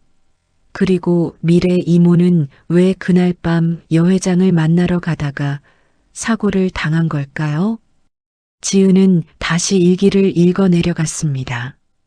그리고 한 구절에서 멈췄어요. 언니는 그날 밤 나에게 말했다. 서윤 언니에게 꼭 전해야 할 말이 있다고. 무슨 말인지 묻자 언니는 대답하지 않았다. 그저 중요한 일이라고만 했다. 나는 왜 그렇게 급하게 가느냐고 물었다. 언니는 말했다. 더 늦으면 안 돼. 서윤 언니가 잘못된 선택을 하기 전에 말려야 해. 잘못된 선택? 지은은 가슴이 두근거렸습니다. 도대체 무슨 일이 있었던 걸까요? 미래 이모는 무엇을 말리려 했던 걸까요? 그리고 여회장은 어떤 선택을 하려 했던 걸까요? 지은은 일기장을 덮고 생각에 잠겼습니다. 이제 그녀는 알아야 했어요. 진실을 말이죠. 미래 이모에게 무슨 일이 있었는지, 여회장과 어떤 관계였는지, 그리고 왜 그날 밤 사고가 났는지 반드시 알아내야 했습니다. 지은은 결심했습니다. 다시 여회장을 찾아가기로요. 이번에는 진실을 요구하기 위해서였습니다. 자신은 미래 이모의 조카딸이고 알 권리가 있다고 말하기 위해서였죠. 며칠 후 지은은 다시 강남의 그 저택 앞에 섰습니다. 하지만 이번에는 경비실로 가지 않았어요. 대신 저택 주변을 돌며 적당한 때를 기다렸습니다. 그리고 어느 토요일 오전 여 회장이 산책을 나오는 걸 봤어요. 지은은 다가갔습니다. 회장님. 여 회장이 멈춰 섰어요. 돌아서서 지은을 바라봤습니다. 여 회장의 얼굴에는 놀람과 경계심이 동시에 떠올랐어요. 이지은? 네. 다시 찾아왔습니다. 내가 다시 오지 말라고. 알았어요. 지은이 여 회장의 말을 끊었습니다. 제 어머니가 누구인지 알았어요. 윤미선. 그리고 미래 이모가 누구인지도요. 여 회장의 얼굴이 창백하게 변했습니다. 뭐라고? 회장님은 미래 이모의 친구였죠. 그리고 그 노래는 이모와 회장님만 알던 비밀이었고요. 여 회장은 한참 동안 지은을 바라봤어요. 그리고 천천히 고개를 끄덕였습니다. 그래요. 당신 어머니가 미선이었군요. 네. 그럼 당신은 미래의 조카딸이에요. 그렇습니다. 여 회장은 한숨을 내쉬었어요. 들어오세요. 이야기할 게 많을 것 같네요. 지은은 여 회장을 따라 저택 안으로 들어갔습니다. 2층 서재로 안내되었고 둘은 마주 앉았어요. 창밖으로는 봄 햇살이 들어오고 있었습니다. 여 회장이 먼저 입을 열었습니다. 미안해요. 당신을 그렇게 대한 것, 이유를 듣고 싶어요. 두려웠어요. 여 회장의 목소리는 떨리고 있었습니다. 당신이 그 노래를 부르는 걸 듣는 순간 과거가 되살아났어요. 미래가 떠올랐고 그날 밤이 생각났죠. 그날 밤에 무슨 일이 있었나요? 여 회장은 한참 동안 침묵했습니다. 그리고 천천히 이야기를 시작했어요. 33년 전 일이에요. 여 회장의 목소리는 낮고 조용했습니다. 그때 나는 28살이었고 미래도 같은 나이였죠. 우리는 대성기획이라는 작은 회사에서 일하고 있었어요. 둘 다 평범한 직원이었고 미래는 큰 꿈을 갖고 있었어요. 지은은 조용히 들었습니다. 미래는 항상 밝았어요. 힘든 일이 있어도 웃으면서 넘겼고 동료들에게 항상 친절했죠. 나는 정반대였어요. 냉정하고 차가웠고 성공에만 집착했죠. 미래는 그런 나를 걱정했어요. 여 회장은 창밖을 바라봤습니다. 어느 날 미래가 나에게 노래 하나를 가르쳐 줬어요. 오래된 가요였는데 가사 없이 멜로디만 아름다운 곡이었죠. 미래는 그 노래를 부르며 말했어요. 이건 우리만의 비밀이야. 아무에게도 들려주지 말자고. 왜 비밀로 하자고 했나요? 미래는 그 노래가 특별하다고 했어요. 힘들 때, 외로울 때, 위로가 필요할 때 부르는 노래라고. 그리고 그 노래는 진짜 친구끼리만 공유하는 거라고 했죠. 여 회장은 잠시 말을 멈췄습니다. 그해 가을, 나에게 큰 기회가 찾아왔어요. 화진그룹 창업자 김 회장이 나를 눈여겨본 거예요. 그는 사업 파트너를 찾고 있었고 내가 능력이 있다고 판단했죠. 하지만 조건이 있었어요. 무슨 조건이었나요? 결혼이었어요. 여 회장의 목소리가 더 낮아졌습니다. 김 회장에게는 아들이 하나 있었어요. 유학을 마치고 돌아올 예정이었죠. 김 회장은 나에게 그 아들과 결혼하면 회사 경영권의 일부를 주겠다고 제안했어요. 나에게는 엄청난 기회였죠. 하지만 나는 망설였어요. 사랑 없는 결혼을 해야 한다는 게 두려웠거든요. 그래서 미래에게 조언을 구했어요. 어떻게 해야 할지 물었죠. 여 회장의 눈가가 촉촉해졌습니다. 미래는 단호하게 말했어요. 하지 마. 돈과 권력이 행복을 가져다 주지 않아. 너는 지금도 충분히 훌륭해. 사랑하지도 않는 사람과 결혼하면 평생 후회할 거야. 지은은 숨을 죽이고 들었습니다. 하지만 나는 미래의 말을 듣지 않았어요. 기회를 놓칠 수 없었거든요. 나는 결혼을 결심했고 김 회장에게 승낙했죠. 그리고 그날 밤 미래에게 전화를 걸어내 결정을 알렸어요. 미래 이모는 뭐라고 하셨나요? 울면서 말했어요. 서윤아, 제발 다시 생각해봐. 아직 늦지 않았어. 나는 내가 불행해지는 걸 보고 싶지 않아. 하지만 나는 듣지 않았어요. 이미 결정한 일이라고 미래도 이해해달라고 말했죠. 여 회장은 눈물을 닦았습니다. 그날 밤 미래는 나를 만나러 왔어요. 늦은 시각이었고 비가 많이 내리고 있었죠. 미래는 전화로 말했어요. 서윤아, 꼭 만나야 해. 너한테 해줄 말이 있어. 하지만 나는 거절했어요. 내일 보자고 했죠. 지은은 가슴이 조여왔습니다. 하지만 미래는 포기하지 않았어요. 계속 전화를 걸었고 결국 나는 만나기로 했어요.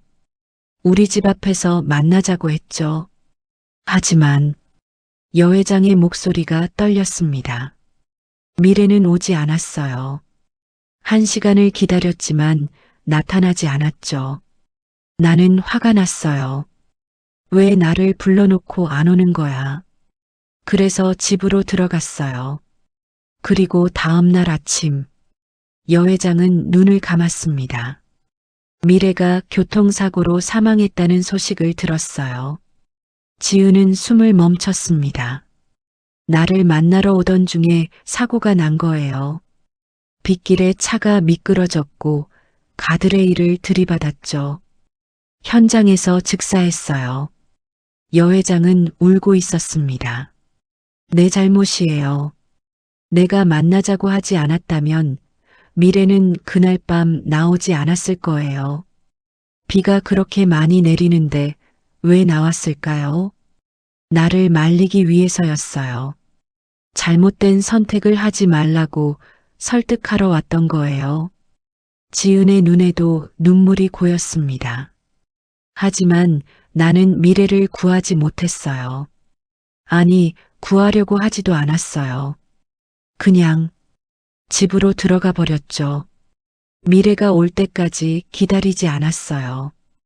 여 회장은 얼굴을 가렸습니다. 장례식에 갔어요. 미선도 거기 있었죠. 나를 보더니 다가오려고 했지만 나는 피했어요. 미안해서, 부끄러워서, 그리고 두려워서요.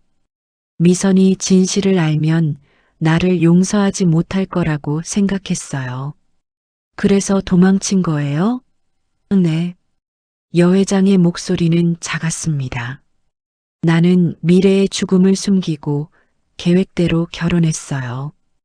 김 회장의 아들과 결혼했고 화진그룹의 일원이 되었죠. 성공했어요. 권력을 얻었고 돈을 벌었고 재계에서 인정받는 사람이 되었어요. 하지만 행복하지 않으셨죠. 여 회장은 고개를 끄덕였습니다. 한 번도 행복한 적이 없어요. 미래가 떠올랐거든요. 밤마다 꿈에 나타났어요. 비 오는 밤이면 미래가 나를 부르는 소리가 들렸죠. 나는 그 죄책감을 평생 짊어지고 살았어요. 지은은 한참 동안 침묵했습니다. 그리고 천천히 입을 열었어요.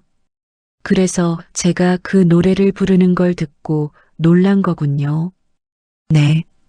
미래 이모가 돌아온 줄 알았던 거죠. 그랬어요. 순간적으로 미래가 떠올랐고 과거가 되살아났죠. 그리고 두려웠어요. 혹시 당신이 진실을 알고 접근한 건 아닐까 하고요. 하지만 저는 아무것도 몰랐어요. 알아요. 이제는 알겠어요. 여 회장은 지은을 바라봤습니다. 미안해요. 당신을 그렇게 대한 것. 당신은 아무 잘못도 없는데 내 두려움 때문에 괴롭힌 거예요. 지은은 눈물을 닦았습니다. 회장님도 괴로우셨겠어요. 괴로웠어요. 33년 동안 계속요. 둘은 한참 동안 말없이 앉아 있었습니다. 서재는 고요했고 창밖에서는 새소리가 들렸어요. 봄이 왔지만 두 여자의 마음은 여전히 겨울이었습니다. 지은이 먼저 입을 열었어요. 그런데 한 가지 궁금한 게 있어요. 뭐죠? 미래 이모가 그날 밤 회장님께 하려던 말이 뭐였을까요? 여 회장은 고개를 저었습니다. 모르겠어요. 평생 궁금했지만 알 방법이 없었죠. 혹시 어머니가 알고 있을까요? 미선이요? 네. 이모가 어머니에게 뭔가 말했을 수도 있잖아요. 여 회장은 생각에 잠겼습니다. 그럴 수도 있겠네요. 미래는 미선을 많이 아꼈으니까요. 지은은 가방에서 어머니의 일기장을 꺼냈어요. 어머니가 남긴 일기예요. 혹시 여기에 단서가 있을지도 모르겠어요. 둘은 함께 일기장을 펼쳐 읽기 시작했습니다. 그리고 한 페이지에서 멈췄어요. 언니는 나에게 편지 한 통을 맡겼다. 서윤 언니에게 전해달라고 했다. 하지만 언니가 사고를 당한 후 나는 그 편지를 전하지 못했다. 서윤 언니가 장례식에서 나를 피했기 때문이다. 나는 그 편지를 아직도 갖고 있다. 편지. 지은과 여 회장은 동시에 서로를 바라봤습니다. 편지가 어디 있을까요? 어머니의 유품 창고에 있을지도 몰라요. 지은은 창고 열쇠를 꺼냈습니다. 같이 가보실래요? 여 회장은 고개를 끄덕였습니다. 네, 가봐야겠어요. 둘은 차를 타고 창고로 향했습니다. 작은 창고였고 먼지가 쌓여 있었어요. 지은은 문을 열고 안으로 들어갔습니다. 여 회장도 따라 들어왔죠. 상자들이 여러 개 쌓여 있었습니다. 지은은 하나씩 열어보기 시작했어요. 옷가지, 책, 사진 앨범, 그리고 작은 나무 상자가 나왔습니다. 상자를 열자 낡은 편지 봉투가 들어 있었어요. 봉투 겉면에는 이렇게 쓰여 있었습니다. 서윤에게. 지은은 편지를 여 회장에게 건넸습니다. 회장님께 드려야 할 것 같아요. 여 회장은 떨리는 손으로 편지를 받았어요. 그리고 천천히 봉투를 뜯었습니다. 안에는 편지지 2장이 들어 있었죠. 여 회장은 편지를 펼쳐 읽기 시작했습니다. 서윤에게. 이 편지를 쓰는 지금 나는 너희 집으로 가고 있어. 비가 많이 내리지만 꼭 만나야 해. 너에게 해줄 말이 있거든. 서윤아, 결혼하지 마. 돈과 권력이 행복을 가져다 주지 않아. 나는 너가 불행해지는 걸 보고 싶지 않아. 너는 늘 강한 척하지만 사실은 외롭고 불안한 사람이야. 나는 알고 있어. 너가 왜 성공에 집착하는지. 인정받고 싶어서, 사랑받고 싶어서, 그리고 혼자가 아니라는 걸 증명하고 싶어서지. 하지만 서윤아, 그건 잘못된 방법이야. 진짜 행복은 다른 곳에 있어. 사랑하는 사람들과 함께 있는 것, 진심으로 웃을 수 있는 것, 그리고 자신을 있는 그대로 받아들이는 거야. 너에게 말하고 싶었어. 내가 너를 얼마나 아끼는지. 너는 나에게 가장 소중한 친구야. 그러니 제발 이 결혼을 다시 생각해봐. 만약 너가 정말로 결혼하기로 한다면 나는 존중할게. 하지만 그 전에 꼭 한 번 더 이야기하고 싶었어. 너의 눈을 보면서 진심을 전하고 싶어. 여회장은 편지를 읽으며 눈물을 흘렸습니다. 편지 끝까지 읽고 나서 그녀는 한참 동안 그대로 서 있었어요.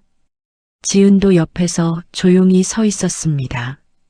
미래야, 여회장이 작게 중얼거렸습니다. 너는 나를 사랑했구나. 진짜 친구로서 나를 아꼈구나. 하지만 나는 너의 말을 듣지 않았어. 그리고 너를 잃었어. 지은은 여회장의 어깨에 손을 얹었습니다. 회장님, 이제라도 늦지 않았어요. 뭐가요? 미래 이모가 원했던 것을 하시면 돼요. 진짜 행복을 찾는 거요. 여회장은 지은을 바라봤습니다. 이제 와서 무슨 소용이에요? 나는 이미 33년을 잘못 살아왔어요. 하지만 앞으로는 다르게 사실 수 있잖아요. 지은의 목소리는 따뜻했습니다. 미래 이모가 원했던 건 회장님의 행복이었어요. 그러니 이제라도 행복해지세요. 그게 이모에 대한 진짜 보답이에요. 여회장은 고개를 끄덕였습니다. 그리고 처음으로 진심 어린 미소를 지었어요. 일주일 후 화진그룹 본사에서는 긴급 이사회가 열렸습니다. 회의실에는 임원들이 모여 있었고 긴장된 분위기가 흐르고 있었어요. 여회장 강서윤이 중대 발표를 한다는 소문이 돌았거든요. 여회장이 회의실에 들어왔습니다. 평소와 달리 차분하고 온화한 표정이었어요. 여러분, 오늘 제가 중요한 발표를 하겠습니다. 저는 화진그룹 회장직에서 물러나기로 결정했습니다. 회의실이 술렁거렸어요. 회장님, 갑자기 무슨 말씀이십니까? 갑작스럽지 않아요.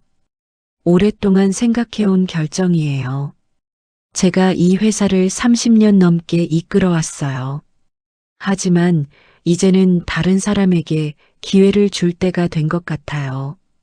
그리고 저도 다른 삶을 살아보고 싶어졌어요. 그리고 한 가지 더 발표할 게 있어요.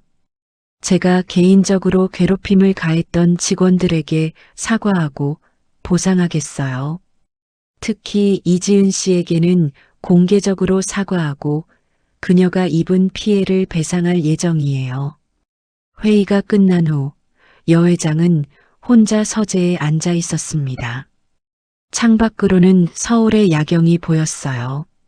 하지만 이제 이 경치를 보는 것도 얼마 남지 않았습니다.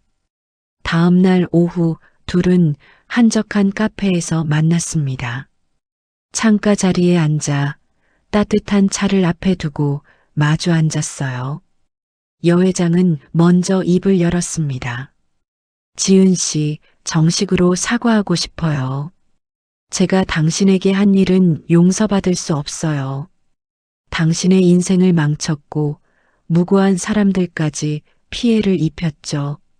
하지만 그래도 사과하고 싶어요. 진심으로요. 여회장은 고개를 숙였습니다. 미안해요. 지은은 한참 동안 여회장을 바라봤어요. 그리고 천천히 입을 열었습니다. 회장님, 저는 회장님을 용서해요. 정말요? 네. 회장님도 괴로워하셨잖아요. 33년 동안 죄책감을 안고 살아오신 거잖아요. 그리고 회장님, 한 가지 부탁이 있어요. 뭔가요? 저와 함께 미래 이모 묘소에 가주실래요? 며칠 후 두 여자는 함께 묘소를 찾았습니다. 조용한 야산에 위치한 묘지였어요. 윤미래의 묘비 앞에 섰을 때 여회장은 무릎이 굳어지는 것을 느꼈습니다. 미래야, 나왔어. 늦었지만 이제야 왔어. 미안해, 미래야. 내가 너의 말을 듣지 않았어. 그래서 너를 잃었어. 33년 동안 후회했어. 매일 밤 너를 떠올렸어. 여 회장은 눈물을 닦았습니다. 하지만 이제 알았어. 너는 나에게 진짜 행복을 원했구나.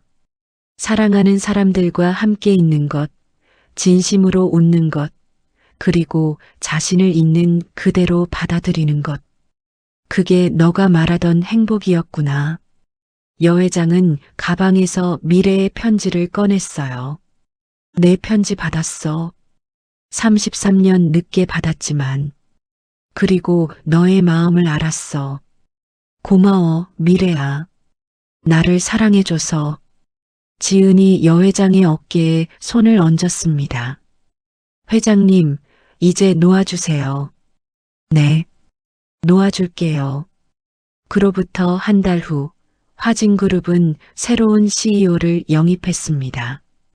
여 회장은 약속대로 회장직에서 물러났고 대부분의 지분도 매각했어요.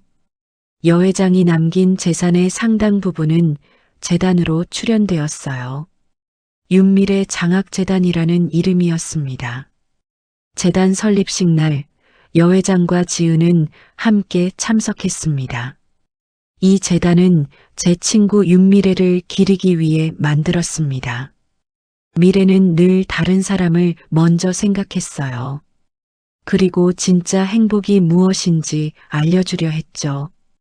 그리고 여 회장은 작은 카페를 열었어요.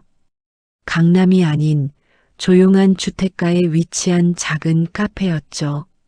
직접 커피를 내리고 손님들과 이야기를 나누며 평범한 일상을 살기 시작했습니다. 1년이 지났습니다. 서윤의 작은 카페는 동네 사람들에게 사랑받는 곳이 되었어요.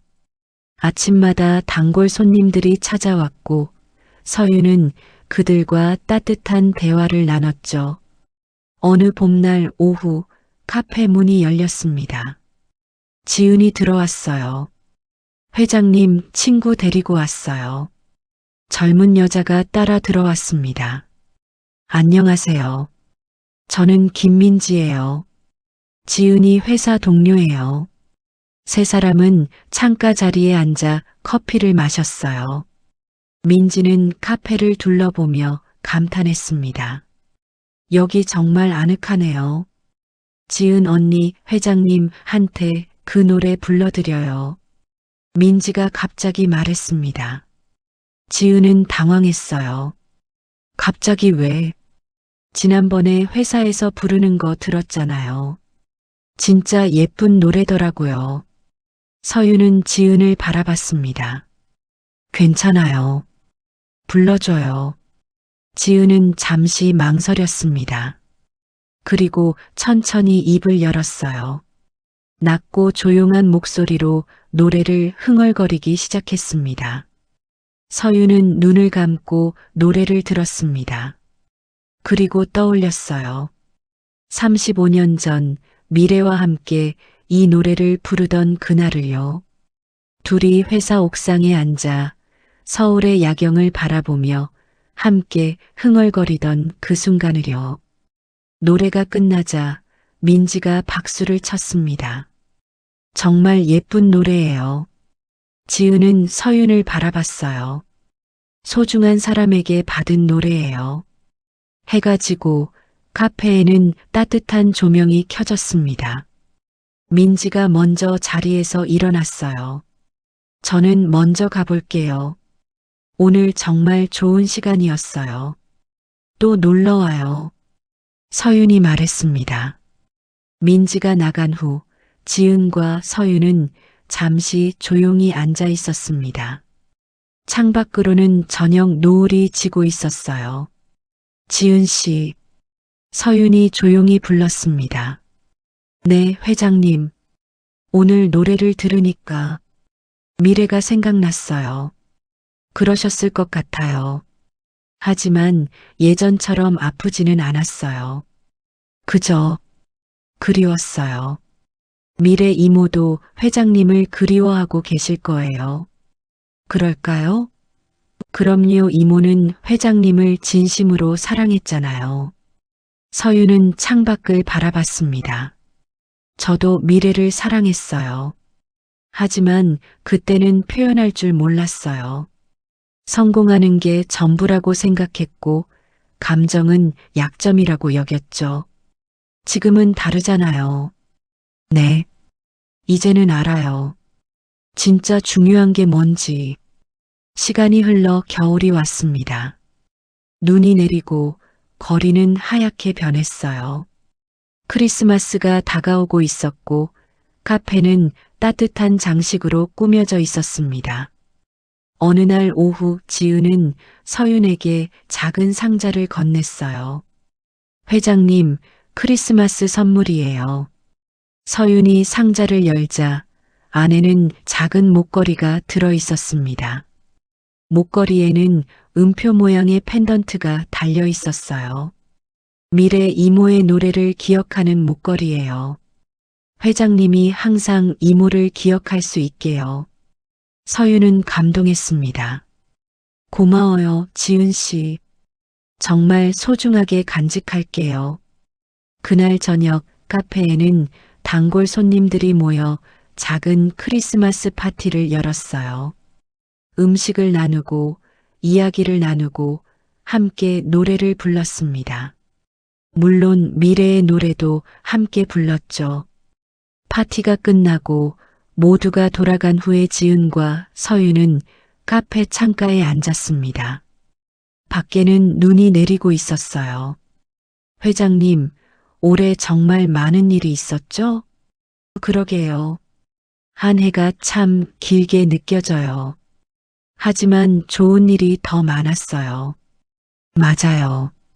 당신을 만난 것, 과거와 화해한 것, 그리고 미래의 진심을 알게 된 것. 서윤은 창밖을 바라봤습니다. 이제는 편하네요. 죄책감도 많이 사라졌고요. 그럼 다행이에요. 밤은 깊어갔고 눈은 계속 내렸습니다. 카페 안에서는 두 여자가 내년 계획을 이야기하고 있었어요. 그들의 목소리는 따뜻했고 눈빛은 희망으로 빛나고 있었습니다.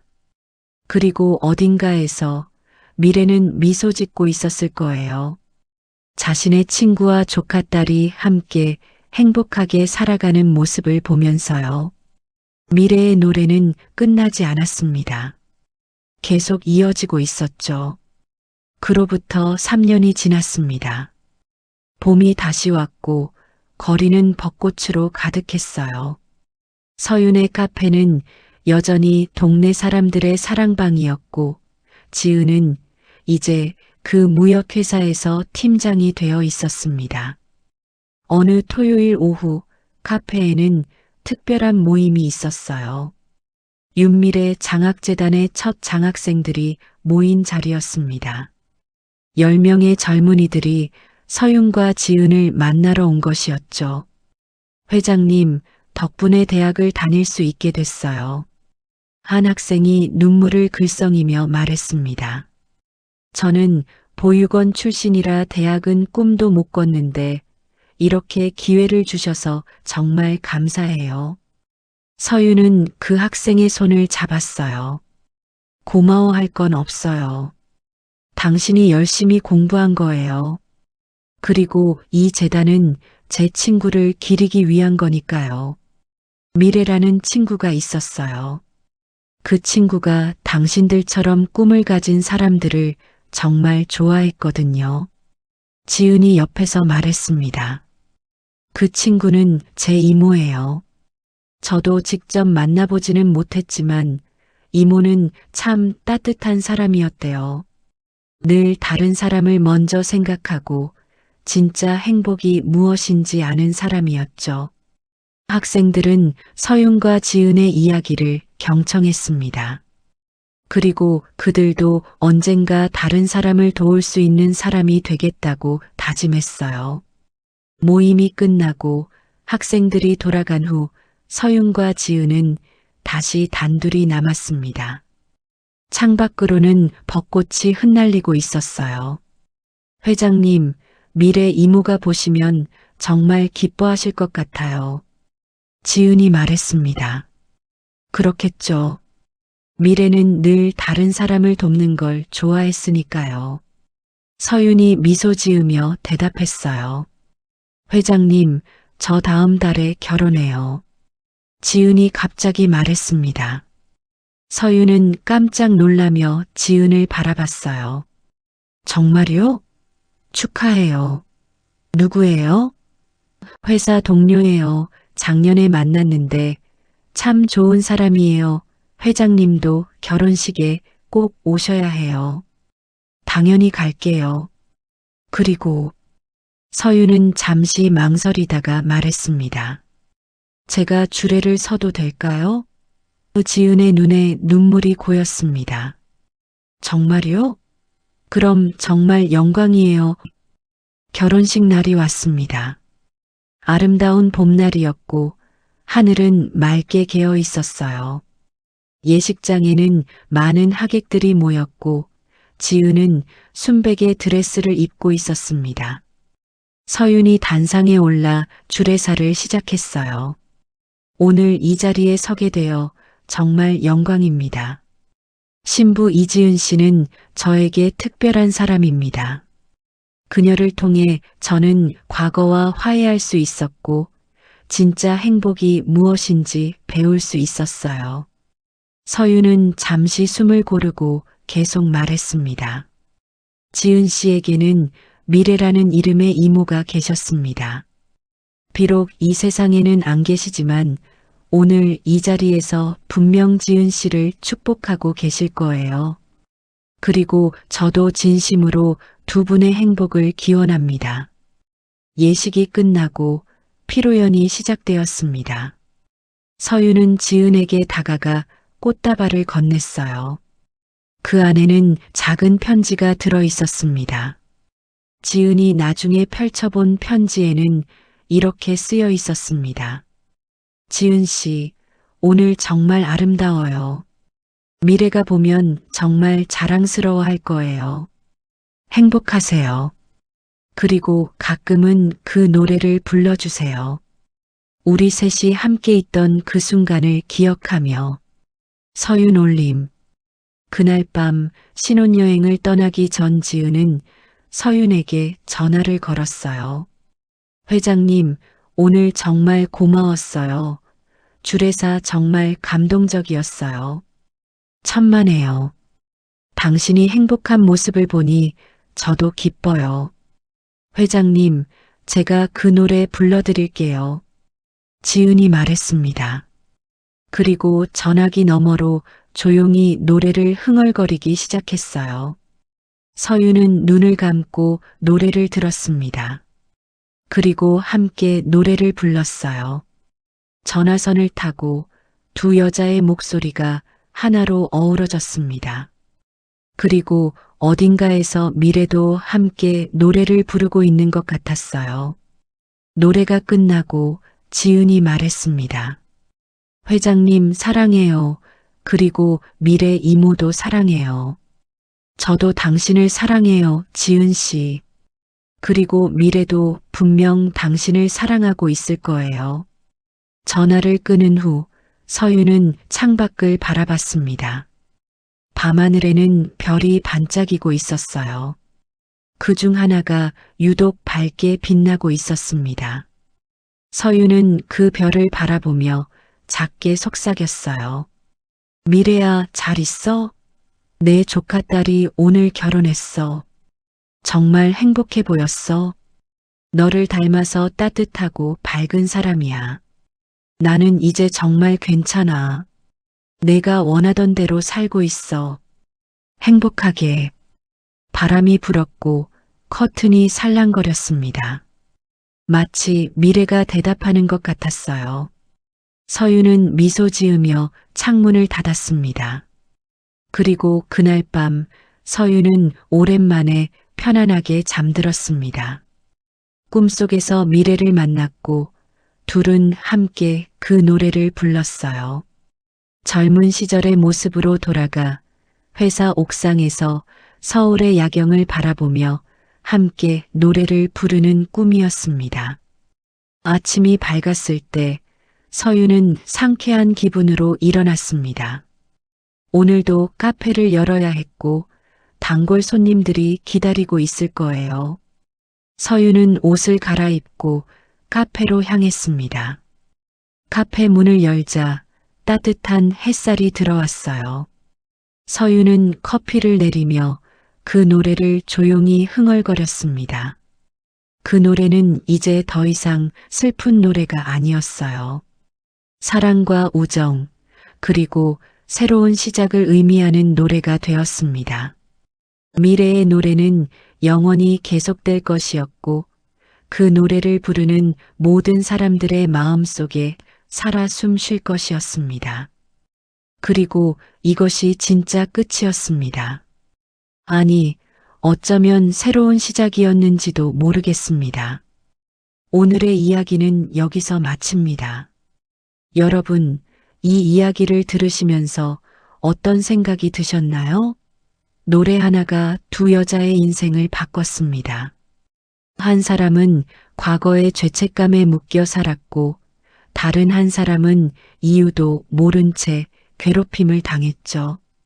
하지만 결국 그들은 진실을 마주했고 서로를 용서했으며 함께 새로운 삶을 시작했습니다. 우리 모두에게는 숨겨진 과거가 있습니다. 후회스러운 선택, 용서하지 못한 상처, 그리고 잊지 못하는 사람들이요. 하지만 그 과거에 묶여 살 필요는 없습니다. 용기를 내어 직면하고 진실을 받아들이고 그리고 용서한다면요. 여회장 강서윤은 33년 동안 죄책감에 시달렸습니다. 친구 미래를 잃은 것, 그리고 자신의 선택이 미래의 죽음으로 이어진 것에 대한 죄책감이었죠. 하지만 지은을 만나면서 그녀는 비로소 과거와 화해할 수 있었습니다. 이지은은 노래 하나로 인생이 무너졌습니다. 하지만 그 과정에서 자신의 뿌리를 발견했고 미래 이모를 알게 되었으며 진짜 가족을 만났죠. 때로는 시련이 우리를 더 큰 진실로 이끌기도 합니다. 여러분도 혹시 잊지 못하는 사람이 있나요? 용서하지 못한 상처가 있나요? 아니면 후회스러운 선택이 있나요? 이 이야기가 여러분에게 용기를 드리길 바랍니다. 과거와 화해하고 진실을 받아들이고 그리고 진짜 행복을 찾으시기려. 미래의 노래는 계속 이어지고 있습니다. 지은과 서윤을 통해 그리고 앞으로 만날 많은 사람들을 통해요. 어쩌면 여러분도 그 노래를 듣게 될지 모릅니다. 그때는 기억해 주세요. 그 노래 안에 담긴 사랑과 우정을요. 이 이야기가 여러분의 마음에 닿았다면 댓글로 여러분의 생각을 나눠주세요. 여러분의 이야기 하나하나가 저에게는 큰 힘이 됩니다. 그리고 구독과 좋아요, 알림 설정도 부탁드려요. 앞으로도 여러분의 마음을 울리는 이야기를 계속 들려드리겠습니다. 오늘도 들어주셔서 감사합니다. 여러분 모두 행복하시길 바랍니다.